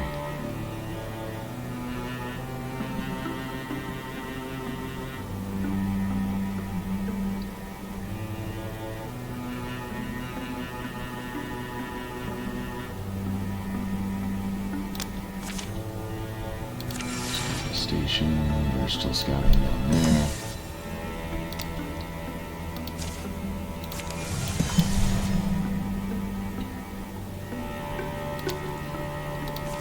The assault on Foamy Rose Bluff by the new party.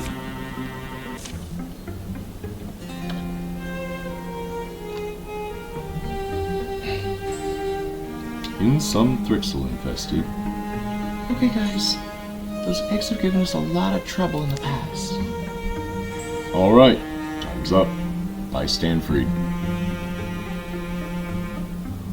Well, what we'll do is... I'll run in first, gather up all the eggs I can, and we'll just use wide attacks and destroy them all together. Einland, focus on the Thrixl egg sword, so we don't get overwhelmed at once. Einland nods. If they do hatch, Enlick, keep them scattered so we don't fight too many. I think this is a good plan. We should be able to pull this off and pull it off this time. What do you think, Einland? Can you give me a number crunch real quick? Give me a second. I'm coming up with 32.3 repeating, of course, percentage of survival. It's a lot better than we usually do. Alright, you guys, we're ready. Alright, time's up. Let's do this. He would let yell. Leroy Jenkins.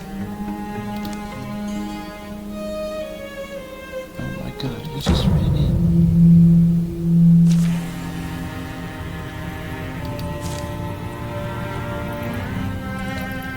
Alright. So, yeah, it looks like these are Thrixl eggs, and it's definitely an egg layer.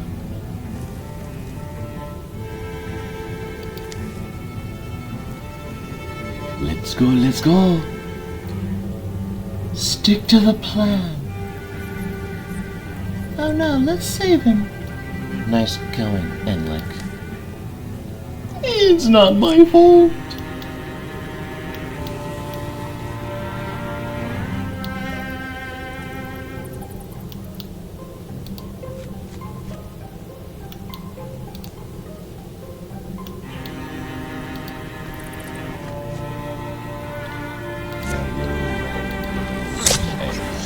Got himself trapped.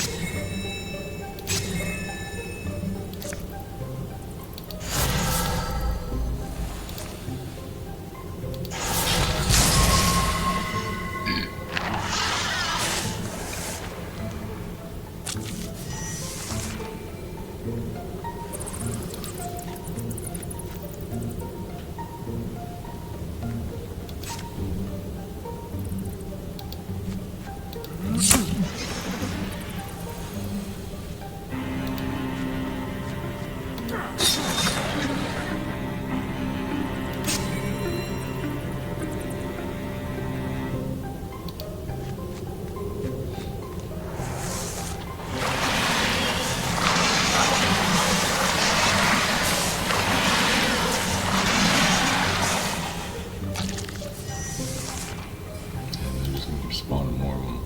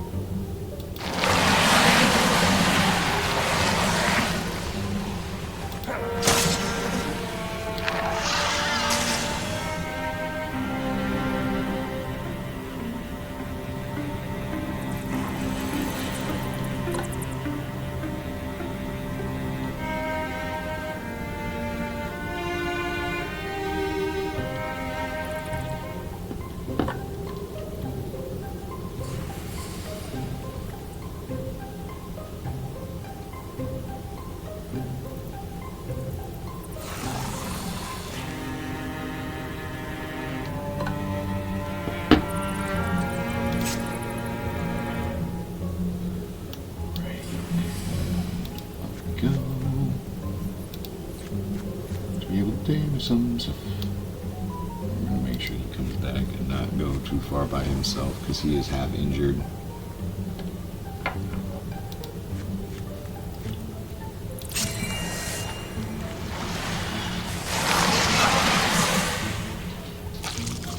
Hello.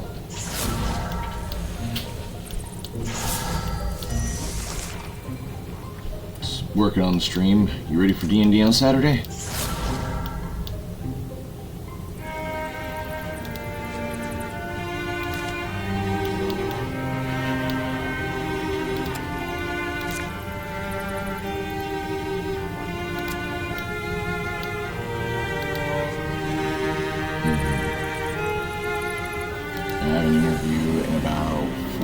So I'm trying to finish up my stream real quick and get to the end of this chapter.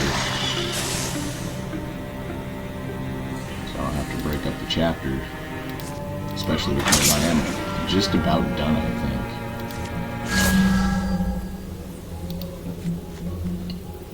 think. And whether I'm just about done or not, my kids are starting to wake up soon, so I gotta also deal with them, but got the interview, so I can't necessarily deal with them when I'm going to be doing interview stuff.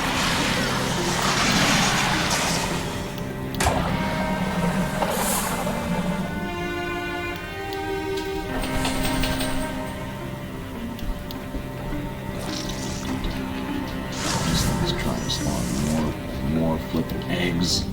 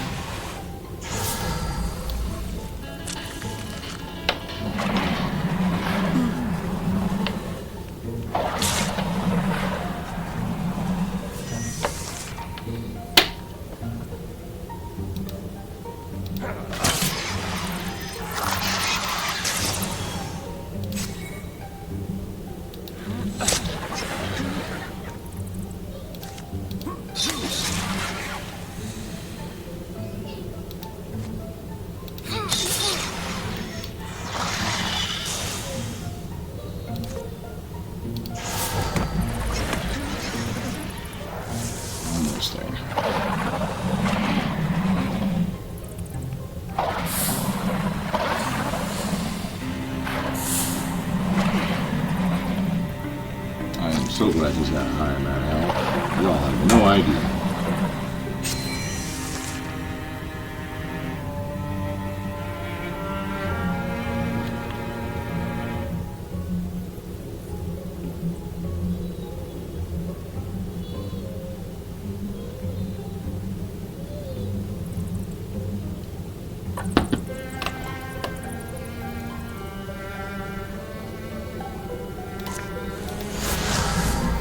And splinter glass.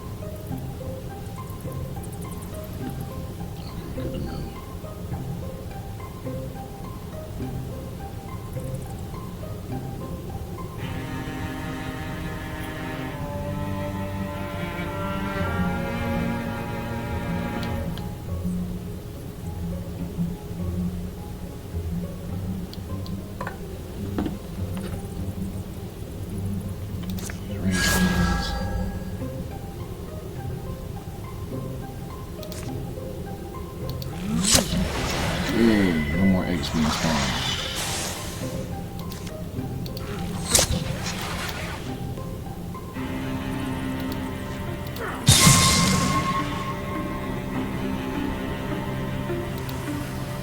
Just now, the eggs that are here.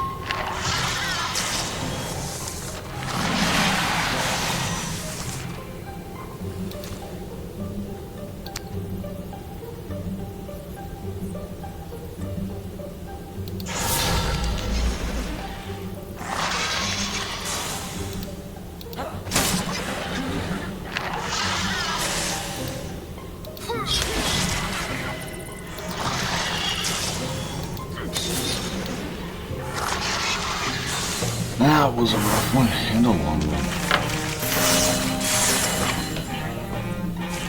So a couple people leveled up afterwards though. Star Slate Cave Ring, bonus warning. You went to Endlex, so it's got a little bit more magic resistance for the threatening rage. Yeah, we're gonna do that. And survive longer with the rage turns. Yep. Nice going, Enlick. What? At least I got a chicken.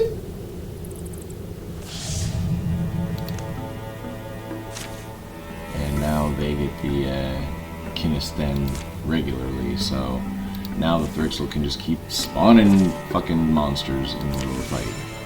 Oh, it's just as bad as the wardrobe for the Morthagi. Beyond reach. The signal appears to be lowering as they come near, but it's not completely gone. Movement under us. Feel that? Hold up, let's go together. Wait, Tarwin, the ground. Feels like it's full of bees, right? Just a little further. A low buzz fills the stones. Peering forward, they're startled at what they glimpse. There's... His harrowed face verges on unfamiliar. His clothes have run shabby and limp. But before they can even cry out, Whoa, wait! a blast of wind and light rips into the sky. In its wake, only silence and drifting dust remain. You okay? He's gone. Is he running from us? Or from that? As a Thrixl scorier bursts from the ground and combat begins. So I have 33 minutes to finish this piece of combat. Optional, we have to escape. Optional, defeat all the enemies. Oh, so I'm not even trying to kill everything. I just need to get the fuck out. I mean, with what I got going on, the fact that everyone's starting to wake up, that's not a bad objective. But that is going to be an objectively difficult fight given the roster they put here for the enemies. I can see that. So I'm going to have to not only play this extra smart, but I still have to play this extra careful, even though I'm just trying to get the fuck out. Because I have a feeling this is one of those where it's going to be based on the individuals who get out, not necessarily one person making it, which is usually how escapes have to go.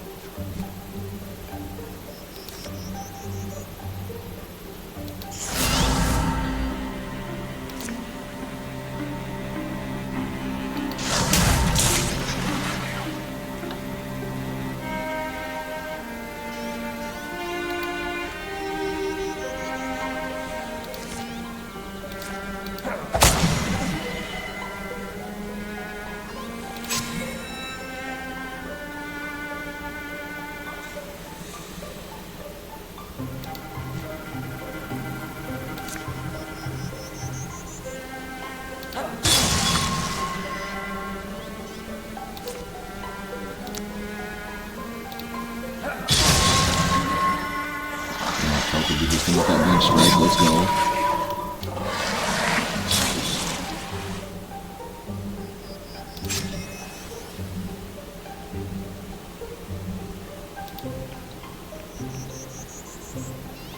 Move up that critter.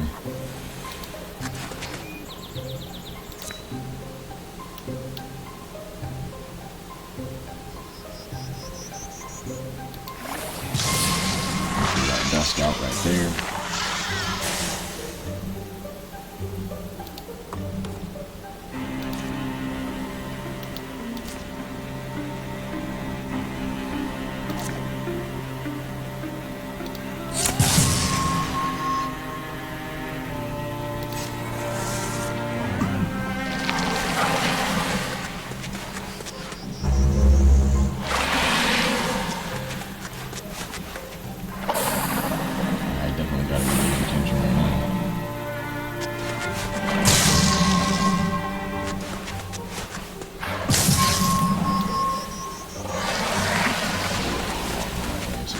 Stasis long.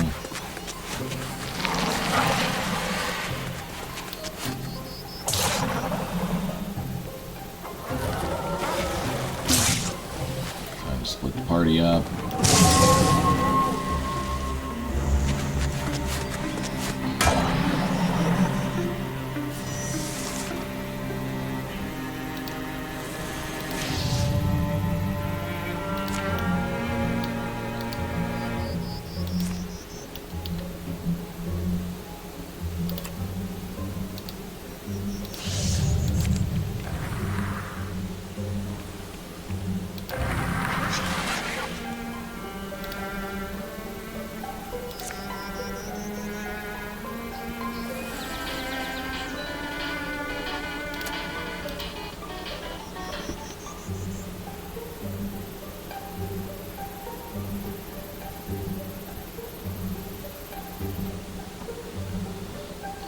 So, her here.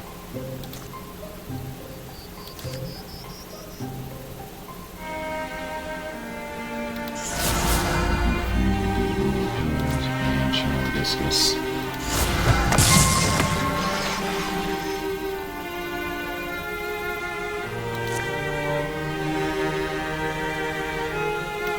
This is pointing at the fucking moon.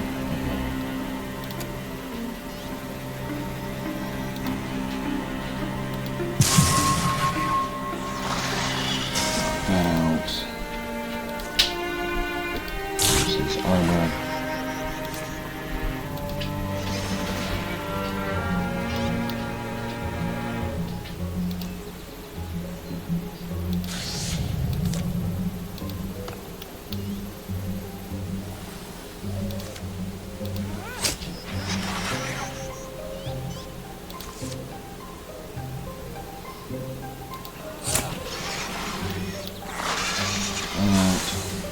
Removes the stun chance so people can start moving this way.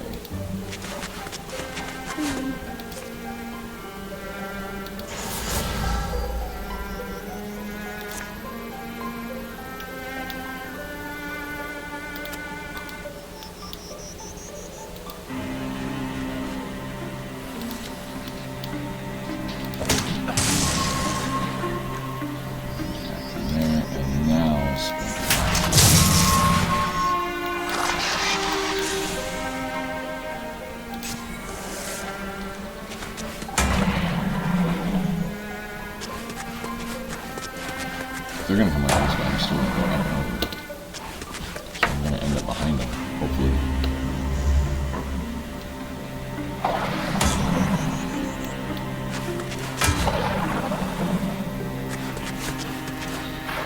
Shit ton of these guys. They're definitely trying to...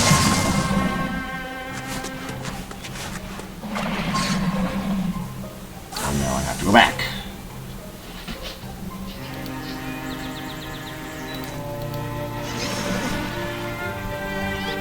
It honestly might just be easier to kill these shits than to try to leave. And that's the annoying part of stuff like this.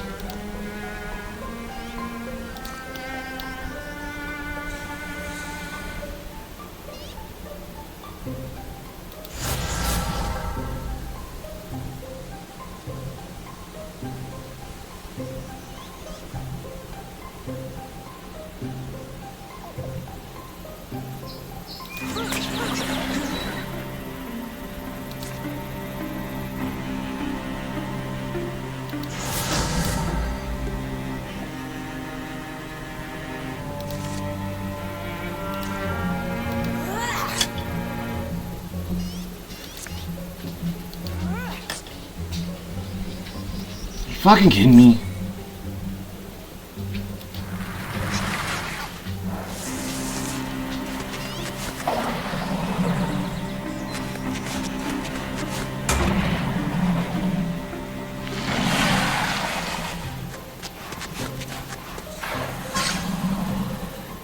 I need to start pulling people out of fucking stasis or I'm gonna end up getting fucking stuck.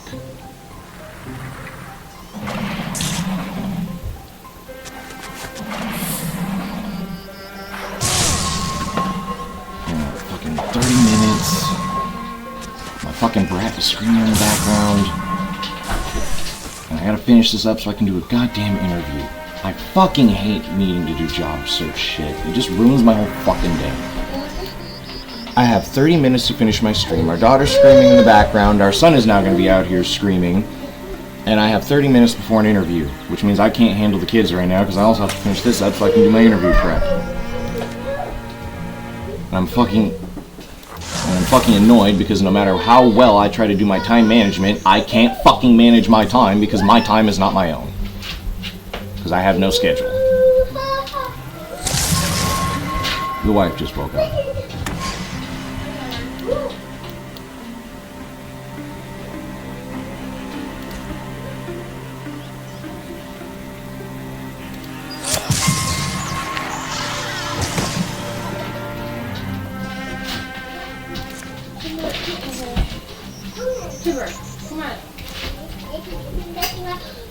I'm more annoyed with the job search shit because that's probably end up going to be a waste of time unless somebody says, yeah, you're hired, which is just annoying.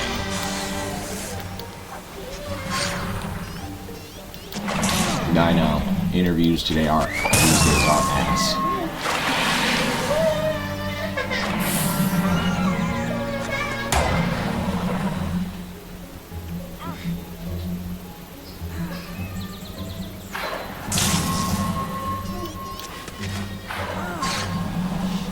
Fucking damn it!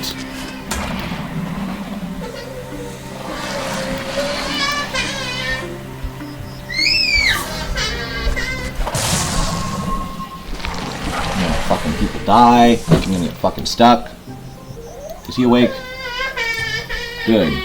Fucking get over here and kill some shit. You have work to do, motherfucker. Do your fucking tornado slash and clear some of these enemies out the fucking way.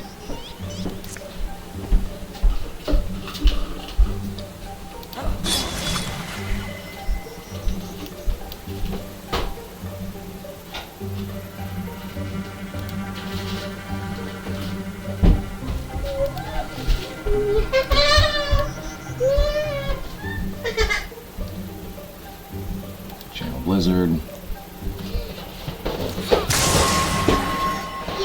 Blast. On a stunt. Let's go.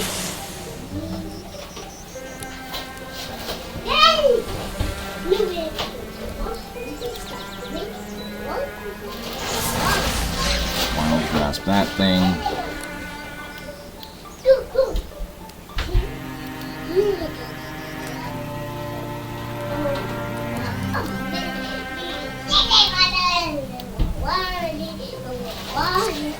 If they're fucking in stasis, why do you even waste my time giving them to me?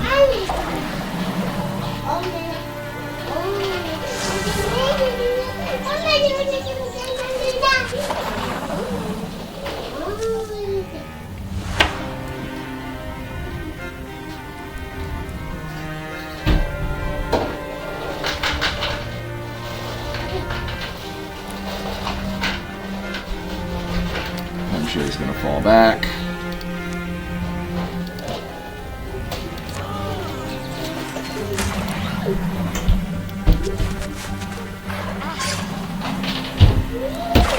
He's in fucking stasis!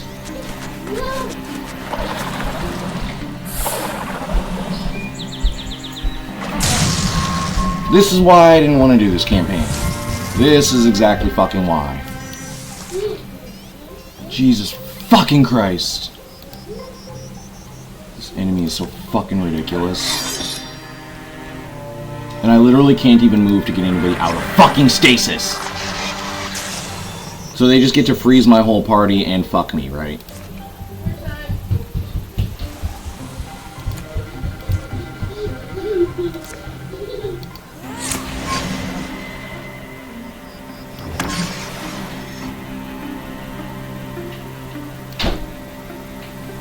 Such fucking bullshit.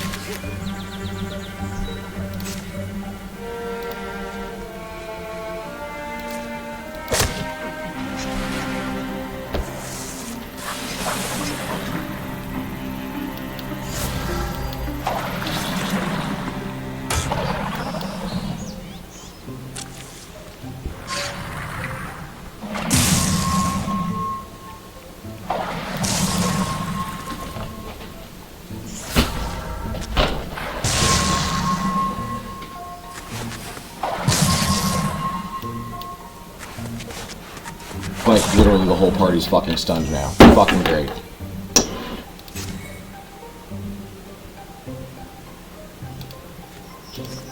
Oh, Jesus, fucking thank God.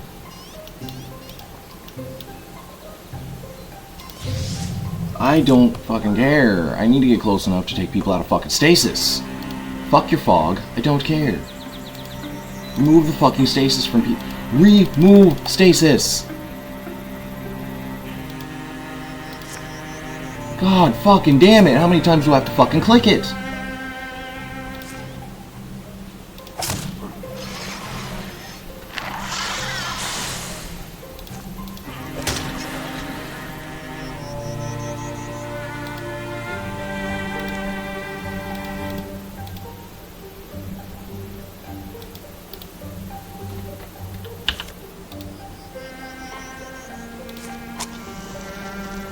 I'm fucking annoyed because it's not even removing a fucking stasis when I click it. That's such a fuck off mechanic. And first time dealing with it, I gotta say, out of all the fucking mechanics I've seen in this game, this is the one complaint I fucking have. There should not be a four turn fucking stun that they can use every fucking attack. There's no fucking reason to give any enemy in any fucking game a 4-turn stun that they can use every goddamn turn.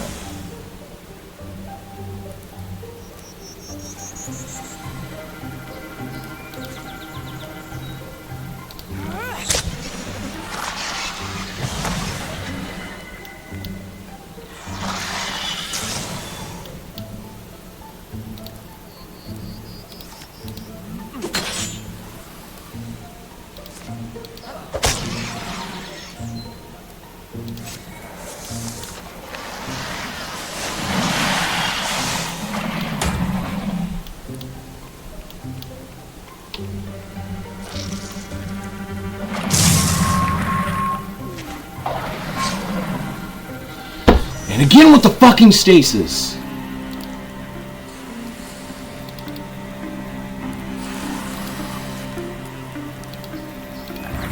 I mean, there's nothing even up here for you to fucking wall with. Why did you have such high block? Fuck this.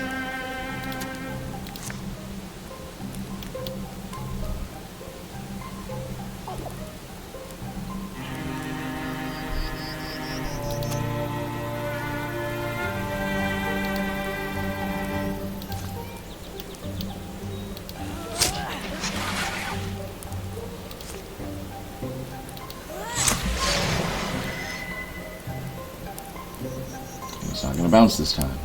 Of course it's fucking not.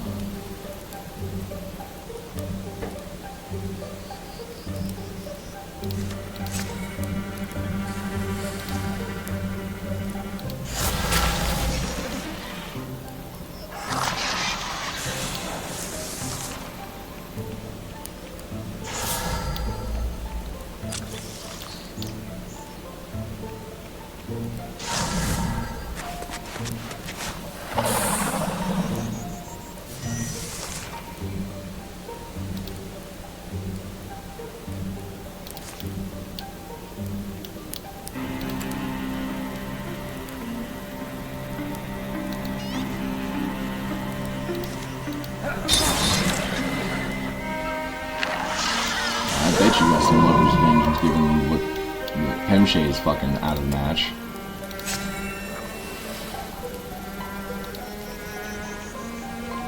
This is a fucking stasis spam.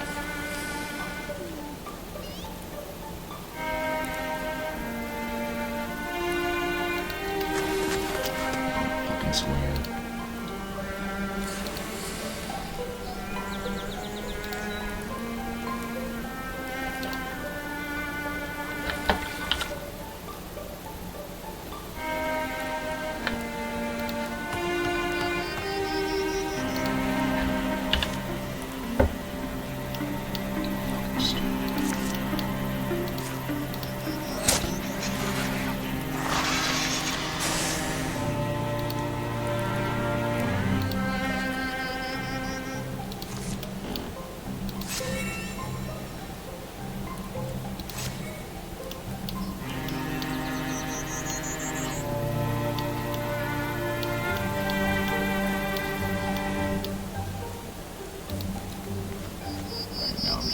Throw everything.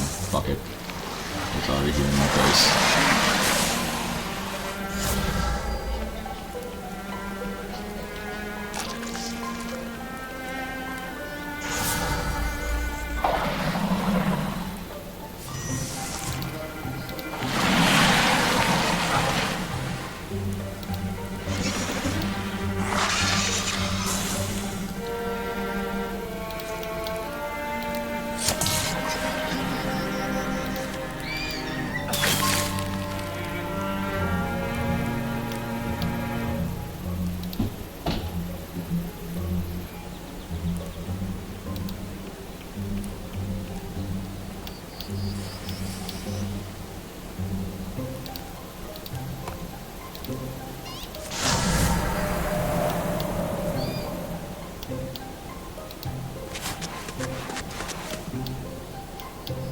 Fuck you, niggas.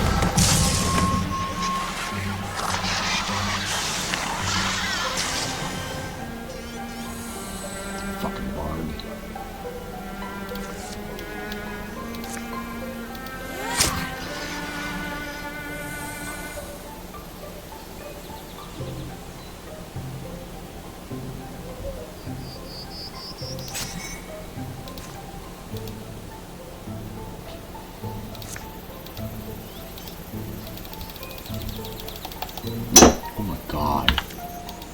Fucking really?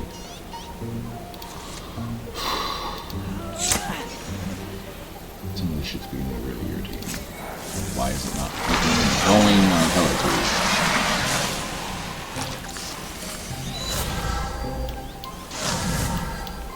Especially because I got 6 minutes, some shady you're on.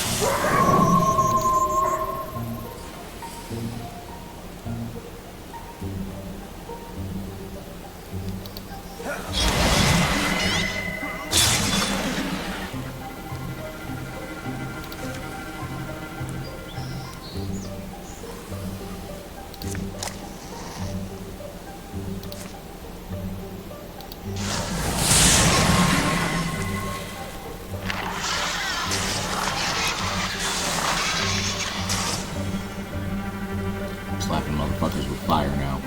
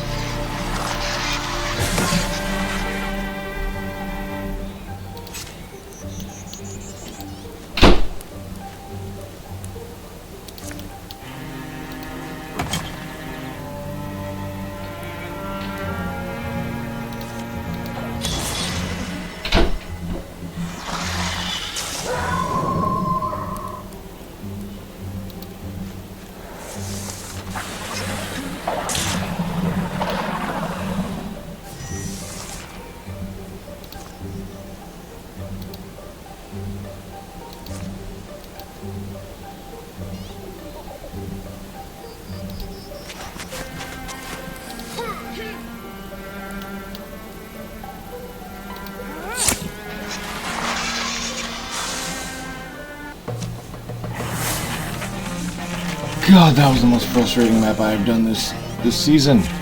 Even the Age of Ulstrix's last map wasn't that big of a bitch.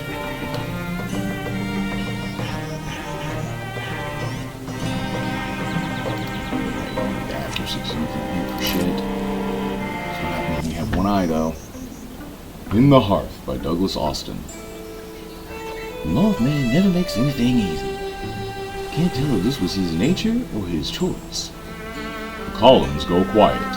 Combat's done.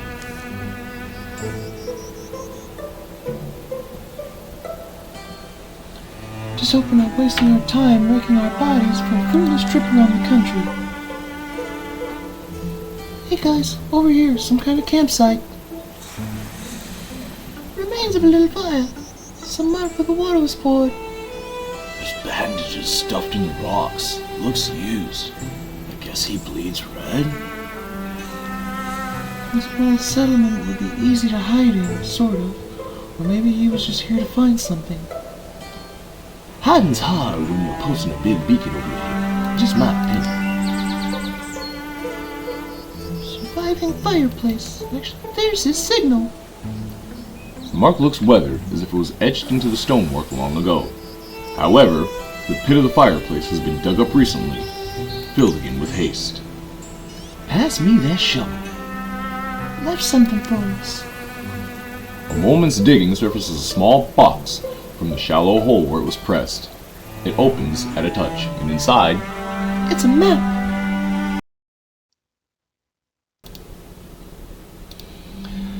sorry about that, folks. Did the interview. As soon as I saw the dude's face, I knew it was a waste of time, so I'm now a little more annoyed. Because, fucking, I hate interviews. Most companies, they're a waste of fucking time anyway. But, back to the map. Must have realized he couldn't keep drawing all that attention. Let's just hope he made it where he meant to go. And just stay ready for tricks. Ready and ready and ready. Every day. What a sad word that is. Ready. So, nightmares have extra armor now. Oh, Jesus, and we're still not done? Man, rough chapter. Really rough chapter.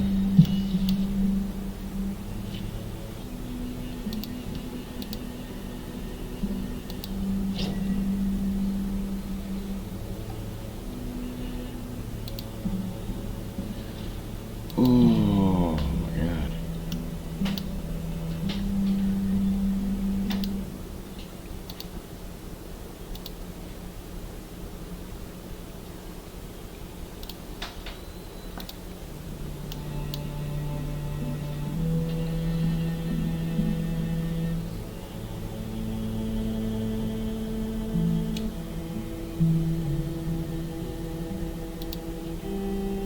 Let the young ones go.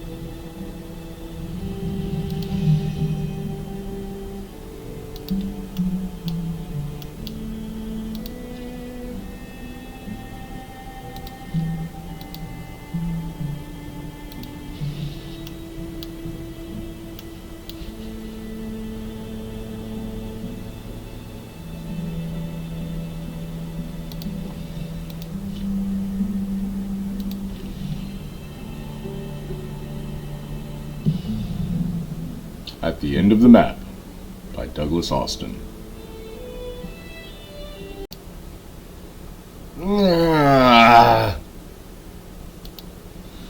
It's not my day today.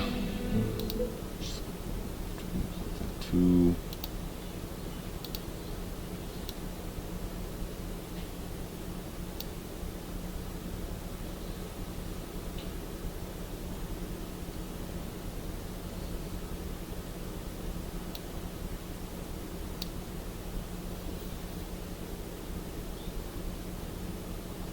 Okay.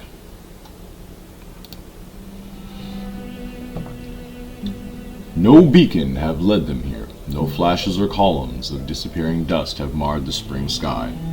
But the gray-green fog wreaths a nameless castle. A growing host of Thrixl haunt its stones. So many of them. Yeah. Thought the discretion using the map would buy us all time. It looks like they found him anyway. It's as grim as it looks. What kind of chance would you give him? But notice they're not going inside. If he's in there, maybe he's got some way of holding them off. He kept them at arm's length a while now. I think his time is running short.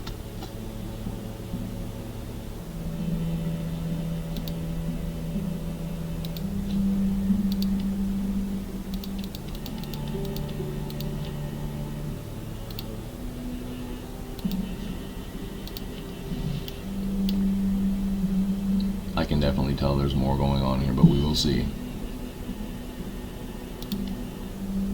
Cleared the infestation.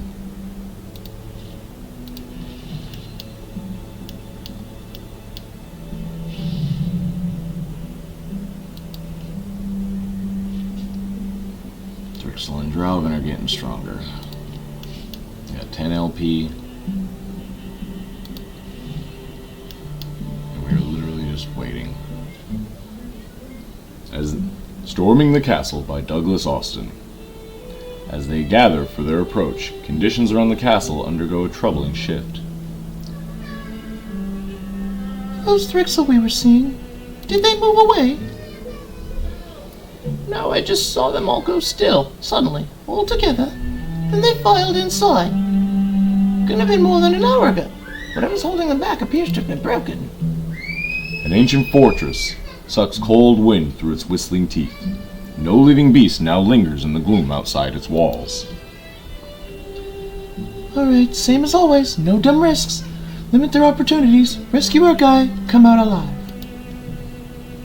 Hey, does this count as storming the castle? It does.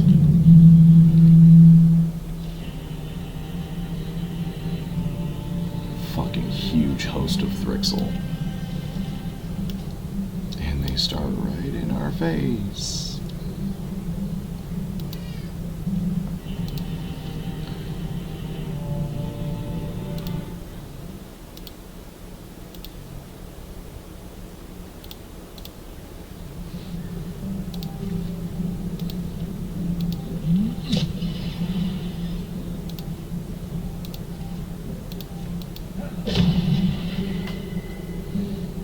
Start building that leaf armor now. Missions kill all enemies. They're even in places you can't just walk over and reach because they have special runes now. Yeah. Oh man, this is not going to be a quick map, and I still have only 42 minutes before interview number 2 this morning. I'm glad I'm getting interviews, but I'm not happy about needing to do the interview process, especially given I just had a fucking full-time job with a company that, in all honesty, they were a joke.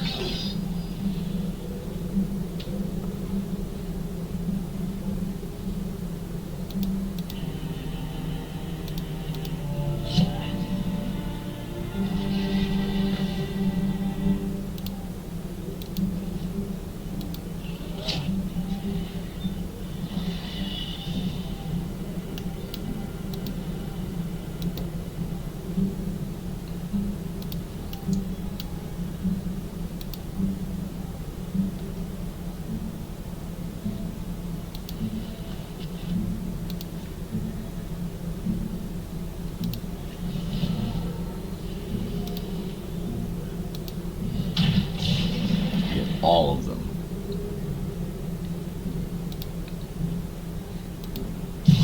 Kill as many of these things as possible right away.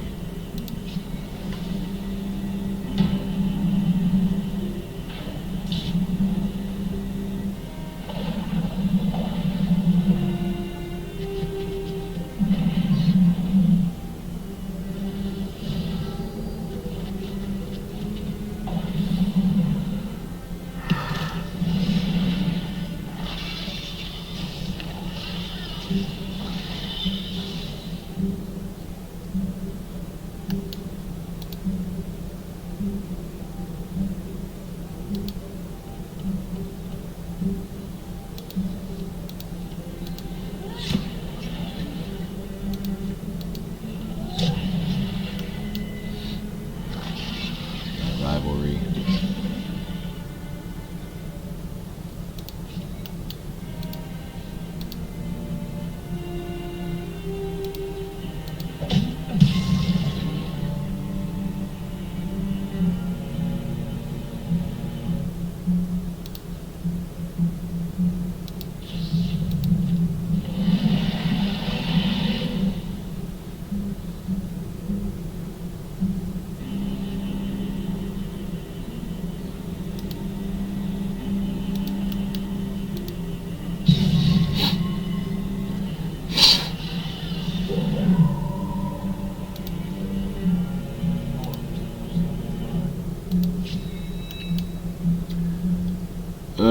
That job interview was bunk, I can guarantee it. I recognized the guy's face from another place.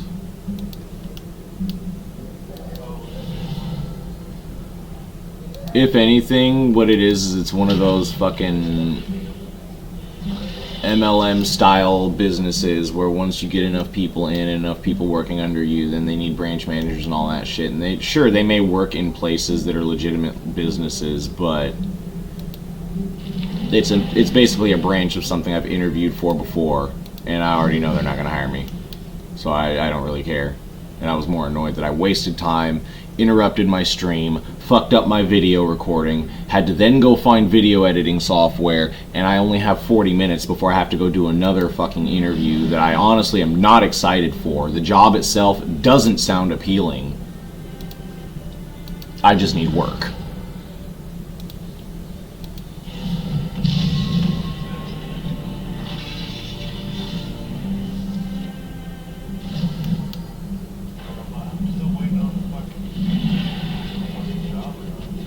I know. God damn it. There we go.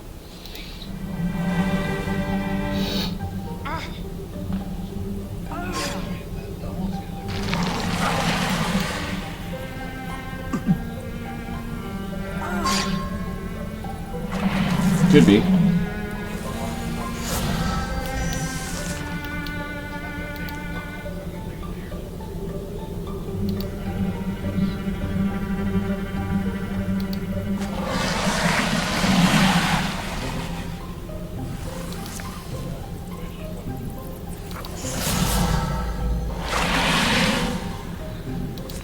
Especially if the information's leaving the state. They don't like to let information about people who live there leave it. Yeah. Fair enough. If you want to see the... We're looking for the Mothman right now. And right now we are storming a Thrixl-infested castle. Yeah, I put the stream back up because I'm trying to finish today's episode. I'm trying to at least get an episode a day. Now, whether I do a live a day, that's a whole other thing, but I at least want to make sure that the recorded episodes continue to go up at a regular interval. And to make sure that this season stays up at a regular interval, I have to do this episode. Basically, I have to finish up by Friday. Technically, yeah, I have to finish Chapter 5 by Friday. So that way, when Friday rolls around at 2 p.m., the final chapter is posted to YouTube. This is Thursday's episode that gets posted to YouTube. Yeah, no. But no, it was funny. I think also partially because I was streaming, my camera wasn't even working for the interviews. Like, something wrong with your camera? I'm like, it typically works through Zoom, which I fucking hate anyway, and now I have to go and uninstall that piece of shit program off my computer again.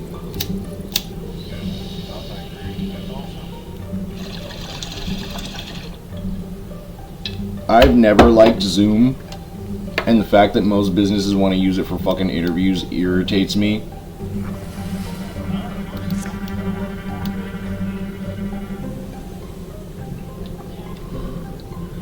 The most of the companies I've worked for use Teams or Slack,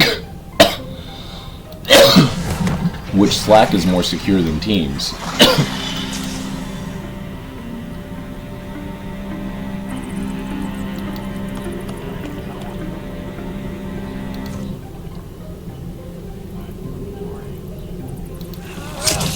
Yeah, Teams or Slack, which I prefer Slack over the two. Only reason people are moving from Slack to Teams is because paid licensing and all the other fluffy shit that Microsoft is throwing when it's not even a better product.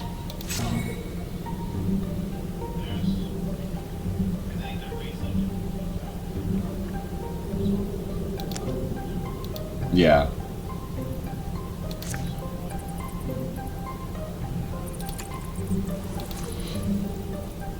Yeah. They're like, we might as well. Which sucks because they're going to find that they have less security Oh, are you still watching Arcane? Oh, you saw Jace without his shirt? I bet you did. I said I bet you did. The shower scene. Oh, I was talking about the shower scene. You haven't seen that one yet? Okay. Then, yeah, no, I was talking about the Jace shower scene where you see him in the shower and he's standing there shirtless like, fuck, and he's got his hands on the wall and his head's hanging down like a man who just doesn't know what the fuck to do with his life because every choice he makes seems to slap him in the face. That was a season 1, because I haven't seen any of season 2 yet. Yeah, I haven't seen any of season 2, so if he has that scene again, that means he has 2 scenes where he's standing there shirtless in the shower like, fuck my life.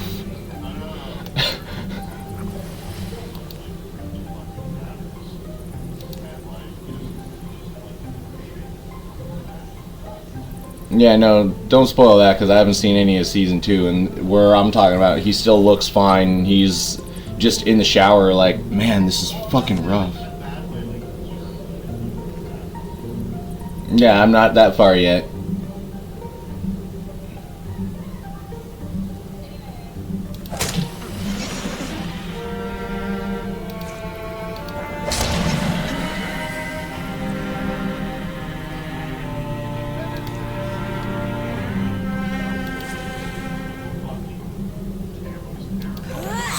Alright, enough spoilers, because that is something I'm watching.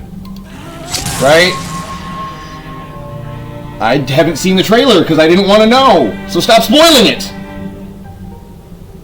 That's why I'm saying, shut up! If it's something I don't want spoiled, I don't even watch the trailers. That's why I'm saying, shut the fuck up!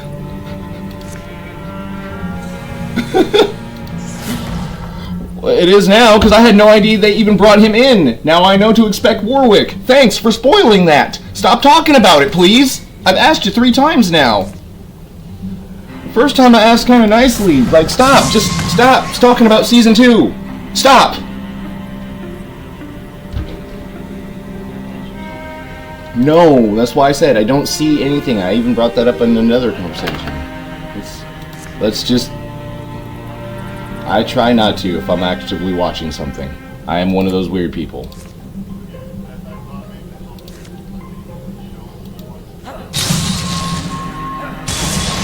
No, I try to skip that shit because they also misrepresent stuff sometimes in trailers. And I'm like, nope, I'd rather just watch the show and then go see... I'll watch the trailers after I watch the show and be like, well, where the fuck was this? Why'd they leave this out? That would have been cool.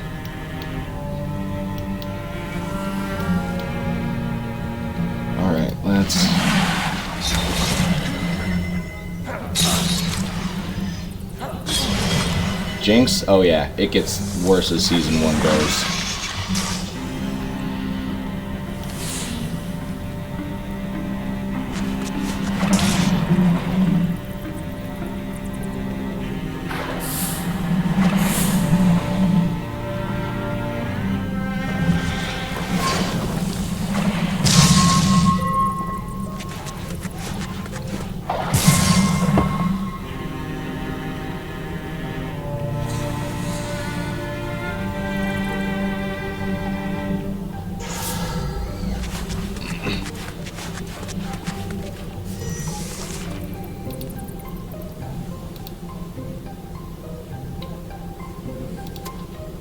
Why can Pim shape?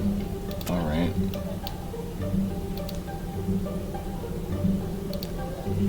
Okay, why can't my people get over there? That's weird.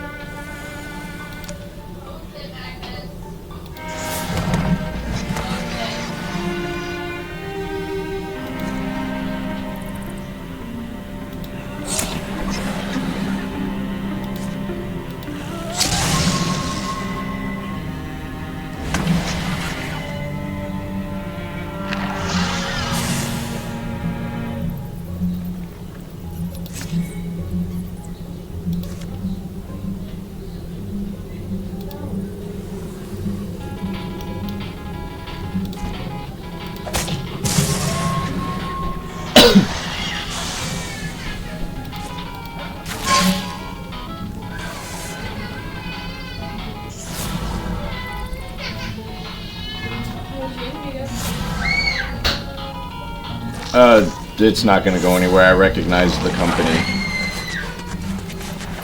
I recognized the guy doing the interview as soon as his face popped up on the camera. I've technically interviewed for the company before. It's gonna be a background thing.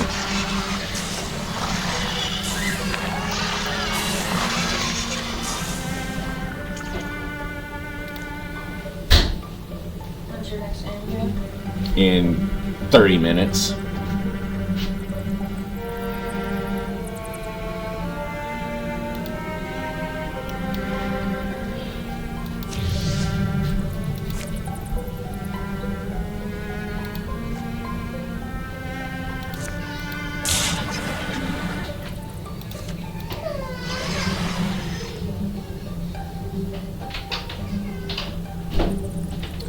Which one is this to?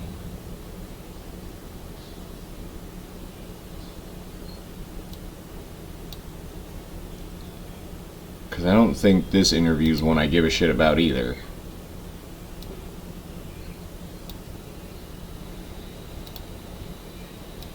Yeah, that's the commission appointment setter one. If I get it, I get it, but that one I also don't really give two shits about because commission sales. And that's a soul-sucking, soulless job. Any kind of commission sales, I don't care.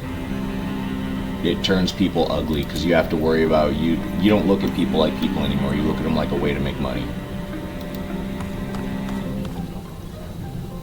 Yeah. So if I get it, I get it. If I don't really give a shit. It's an ugly kind of industry that I don't necessarily like to support anyway.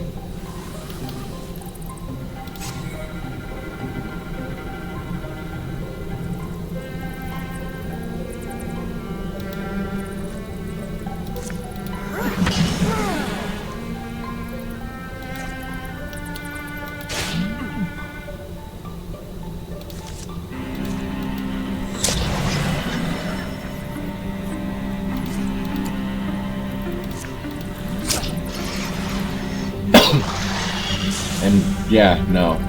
A lot of the people I was supporting at the full-time job that I had that was a joke was people who worked on commission sales. And I gotta tell you, they were some of the most ugly people to talk to on the phone. Like, the minute you get on the phone, they just want to start fucking yelling at you or calling you out your name, and it's like, I haven't even said hello yet, and you're fucking yelling at me. So I hate dealing with commission salespeople. I hate dealing with salespeople. They make me sick.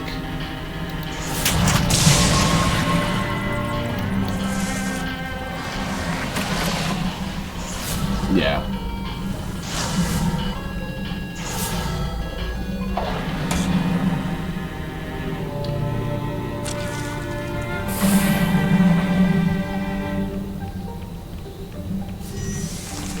But no, there was another one that I interviewed for that's job supporting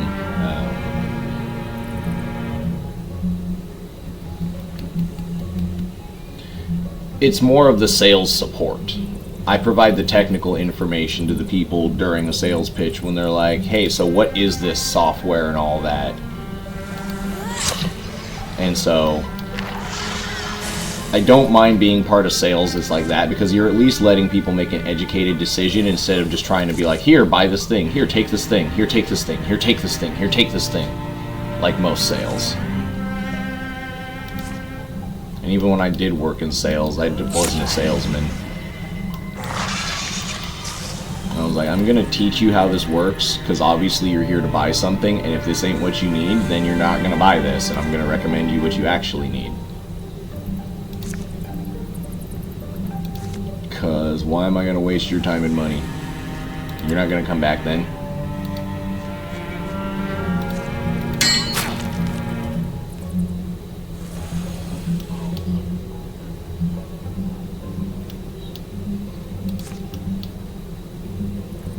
Yeah, I'm one of those. I could talk people into buying shit they don't need. I just don't like to. It makes me feel dirty. Plus, then, if they're like, I haven't used this, it was a waste of money, and that guy just wanted to make a quick buck, people think about that after the fact. And so all these salespeople who were like, I'm gonna just talk the quick sale, get my money, and then, okay, that's why you gotta jump to a new company and go sell something else, because you did bad business and you just sold people instead of getting them what they needed. And that's why nobody wants to come back and buy from you, and why now you're not making any money.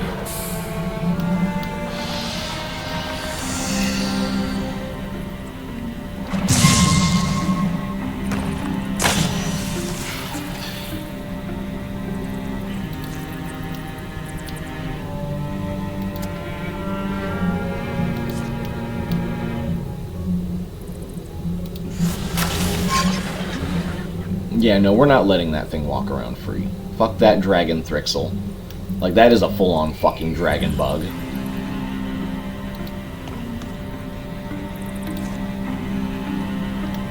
And we're not doing that.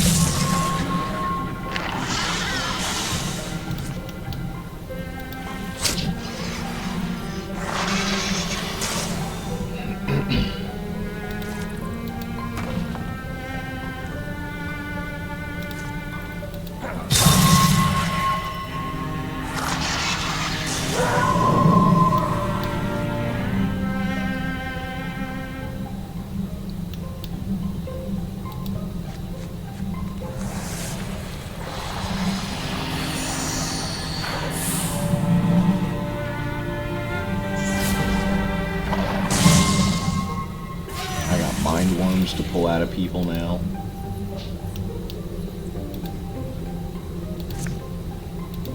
Rejuvenate Kelter. Find the Bard.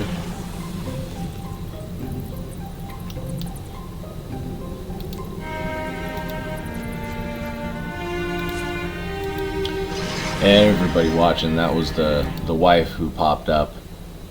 She was asking about my morning, clearly hearing me have a little bit of rage because I don't like not necessarily having a schedule, and all this mismatch on everybody else's time shit drives me nuts.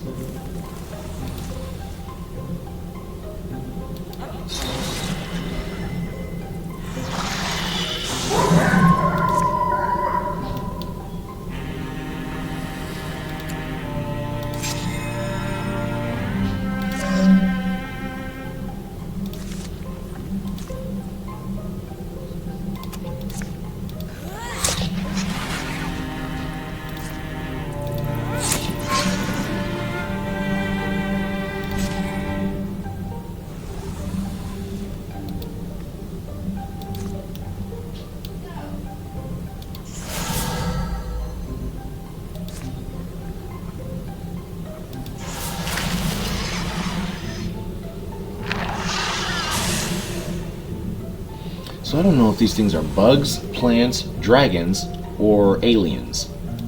Because when some of them die, they turn into plants. They hatch from fucking eggs, like bugs. They look like bugs. They also look like dragons and worms.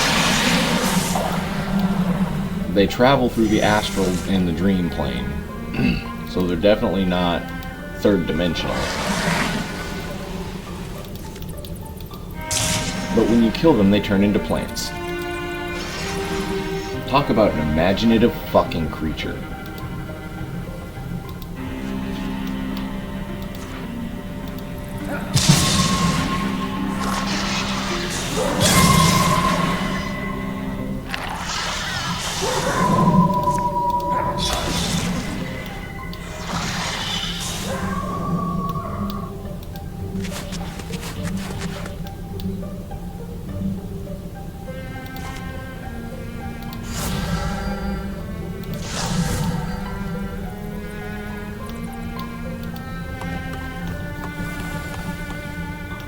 I should say an imaginative species.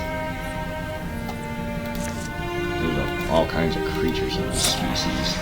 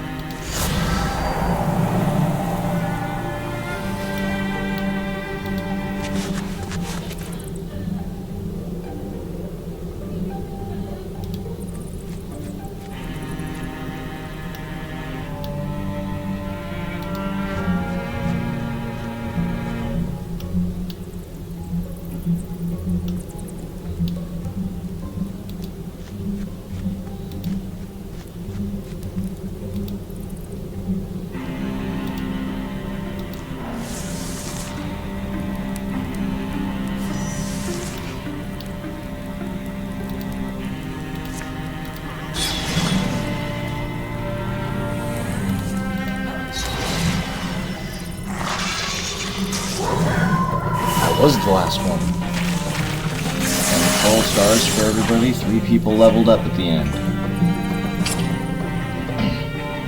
Balloon glass strap. Increased stunt chance. Let's give it to Enlek. Odessa's now a Silverhorn Hunter.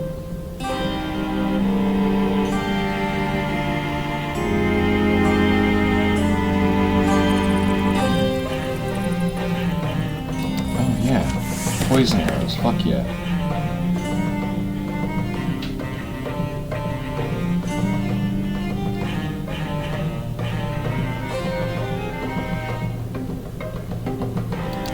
Fuck yeah, chance to find an extra augment.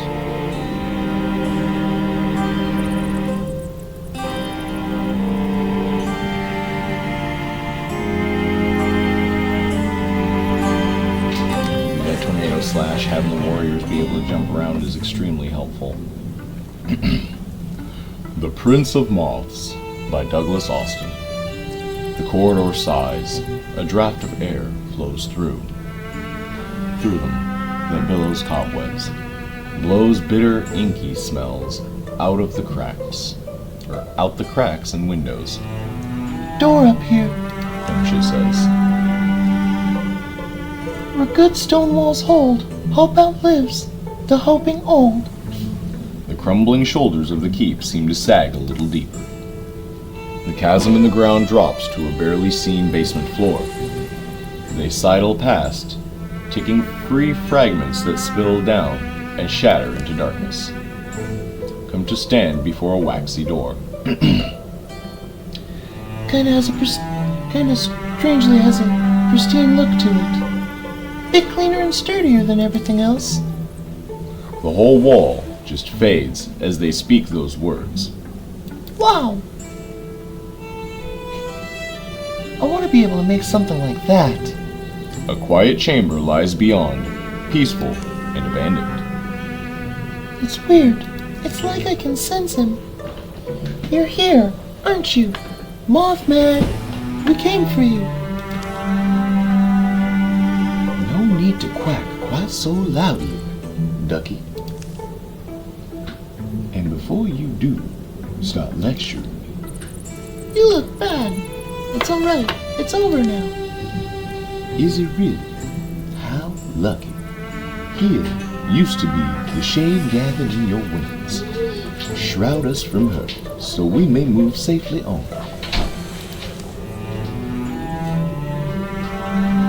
By her, he means Ekphis. She can see us?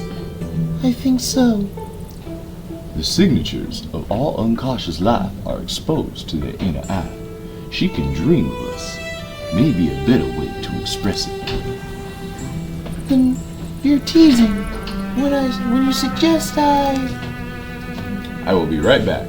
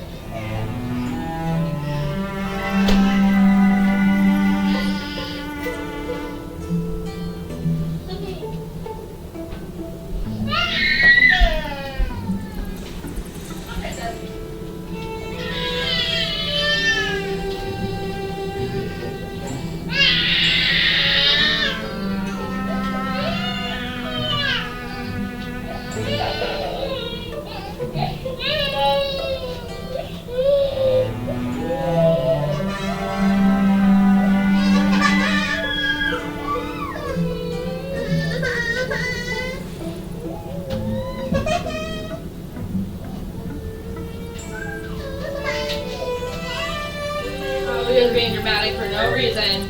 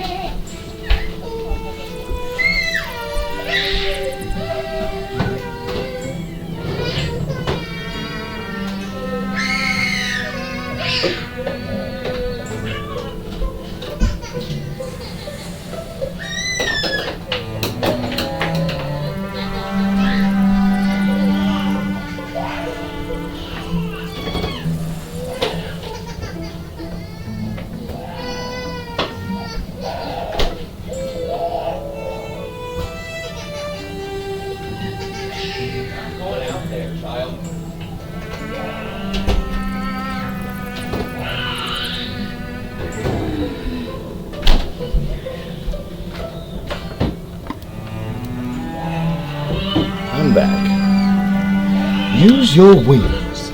Ask them what they are for, and they will answer with instinct. I'll admit, the way you say it gives me stars in my stomach. Let's see. Tarwin allows her awareness to trickle and bleed away from her born body, into these petal-thin wings. And then she sees the entire structure from the outside. At the speed of a wish, she paints it out of the scene. I'm actually doing it. Yes, Though next time, show a little more restraint. You will exhaust yourself throwing quilts over castles like that. Wish I had respected this power a little more. Power deserves nothing from us but caution. We are claimed by whatever we crown. Should probably get moving, right? Hidden enough. Indeed. I suspect she shall peel the place apart. Under cloak and while our fortunes hold, let us be aware. You led us on a wide-ranging chase. Why not come to us? Or hide your presence from them entirely like Tarwin's apparently doing? Questions? Yes. Don't fall down here. Would you believe that I have been so deeply fatigued I could scarce assemble any clear idea of where I was, or how to find it?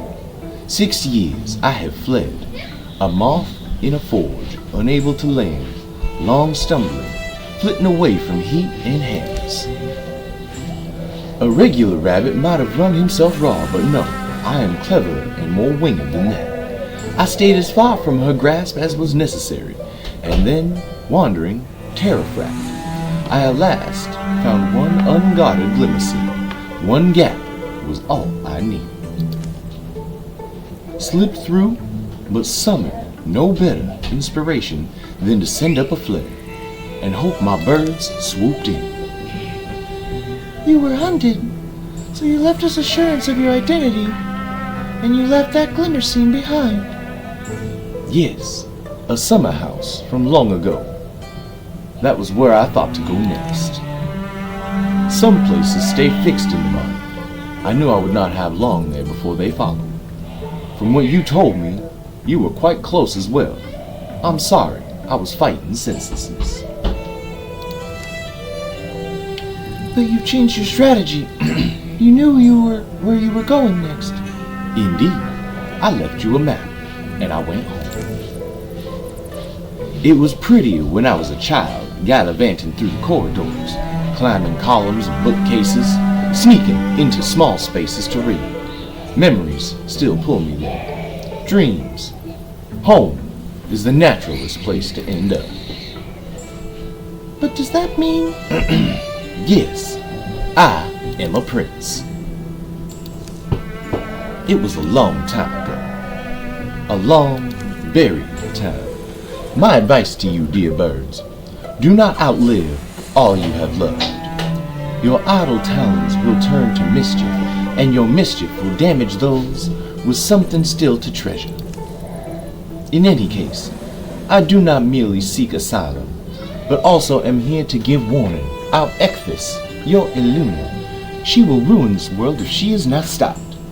The delicate caveat is, stopping her may be impossible. Her powers are beyond mine, and her body is beyond death. Whoosh! As something explodes in the background. Can I ask, maybe we could talk it out, make peace with her? My memory of her isn't that she didn't intend her harm. I honestly didn't fully understand what she intended. Perhaps an appeal would work, but I would strongly urge you to have a second plan. You will not face her twice. From what I am given to understand of her aim, she intends to remake the animal, the human animal, in the image of herself. Tarwin, you were her first try. She will evoke a great change in the blood of all our kind. Across this and all yonders. What does that even mean? Is that something she can do? And also, I suppose, like how you presume to know, sorry, but we're supposed to believe she told you her plan. she told me a plan. She is a thoughtful woman, and she tried to make me see.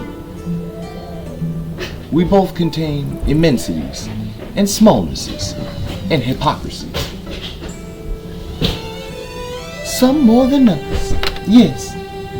They are things we never would have comprehended, left alone. Tell me, it's not your story as well. I only ever saw flaws, weaknesses in myself. Now, I know those were doors waiting to be unlocked. You shouldn't be fighting me. You should be at my side, helping it happen. You certainly have no obligation to credit my story. Her goals sound sort of benevolent, though, don't they? In her future, it is the gifted ones like her, like Tywin, and perhaps the mystics and potential mystics among you. They inherit the world.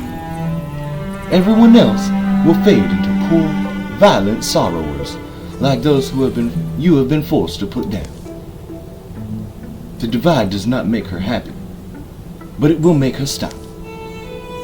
I am sorry, but I am quite exhausted. A big gloomy hole is what I need. No protection will keep her off us forever. I thank you deeply for sheltering me. If I must go to draw her ire off your necks, I'll blithely go. If you intend to fight her, you will have my aid. Good night. The Mothman makes for the basement, where he's pushed together a musty, dark nest he likes. He seems different. More serious. Nothing can kill her, do you say? Nothing will keep her at bay. Didn't do a good job leaving us with hope. Is that impossible riddle? Who can joust with lightning and slay the storm? The answer rarely leaped to frantic fingers. A season of searching rakes by before one curious half-remembered page flutters through the rooms of Pemche's mind to drape itself on her consciousness. And that's the end of chapter 4 finally. Fucking A, that was a frustrating trek.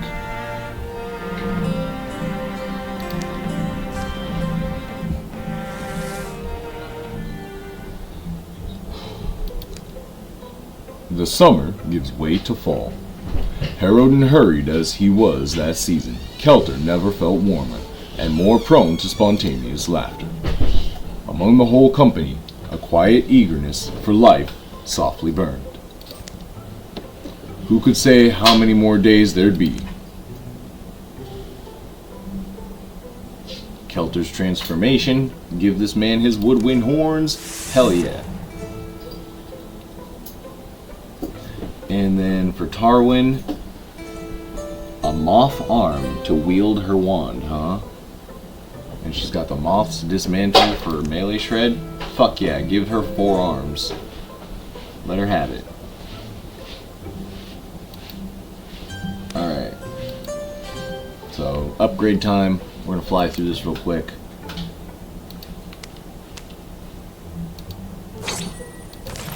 Tier 2 armor.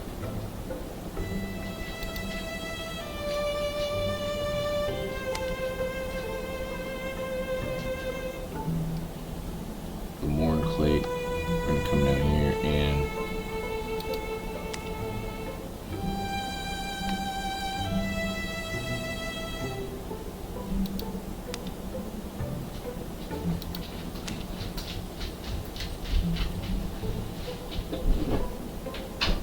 Pioneer Guard.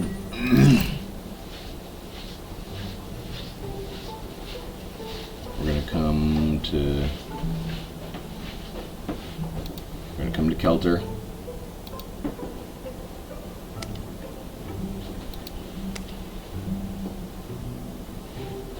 If I can't get this man a leaf weapon, we will give him leaf armor.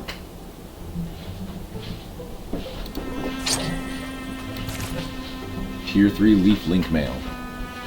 So all his stunts now grant temporary health too.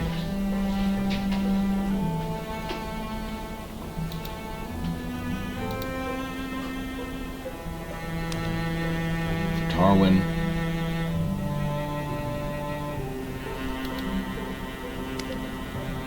Actually, let's come down here to Tim, get him a decent melee weapon, because the man is intended to be melee, despite being a hunter.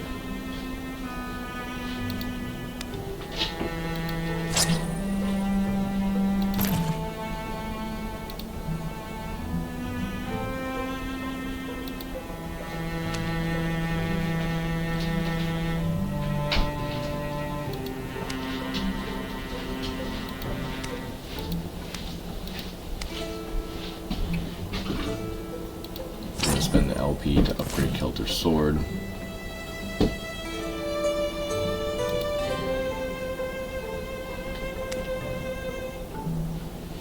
We're gonna upgrade Tim's armor, and you know what? Because we can.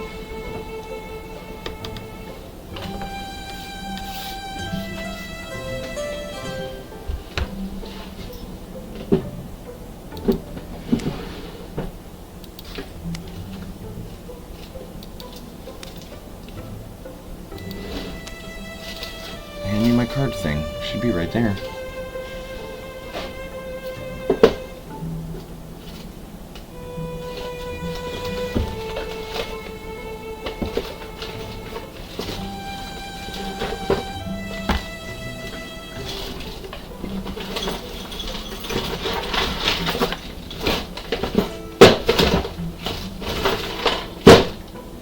Why is my shit not where I fucking put it?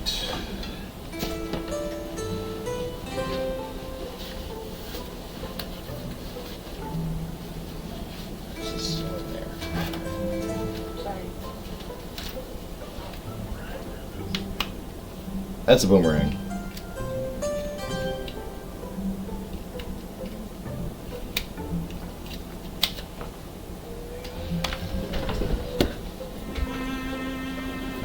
Alright.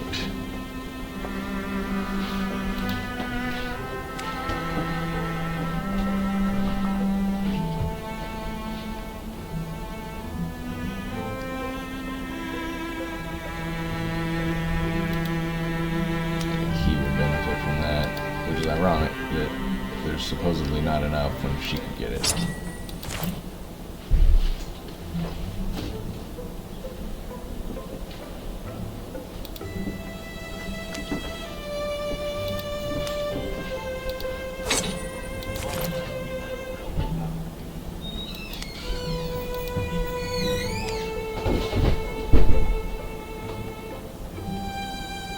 Nah.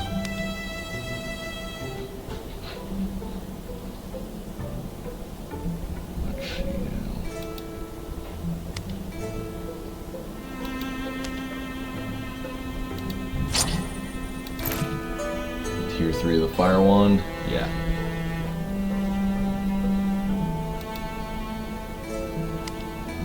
They gave that girl a Tier 3 shield right off the bat. She was serious about going to war. Alright, next. Wind makes a puppet show of the wood and wheatgrass. Smells of fall. I've just started to associate them with a journey. By the sounds of it, we're leaving today. I think that's wise. All those years ago, you stumbled upon us in the woods. The kids vouched for you. Proud of all we've done since then. You and I, we're a good team. In the case we cannot find it quickly enough. But I agree, that is a risk we may have to run. Kelter, Matessa, in here! How early were you all up? Never went to bed. I felt like I overslept. I do not require sleep. Well, anyway, we took the wood path and picked up some kindling. Sounds like you have travel plans.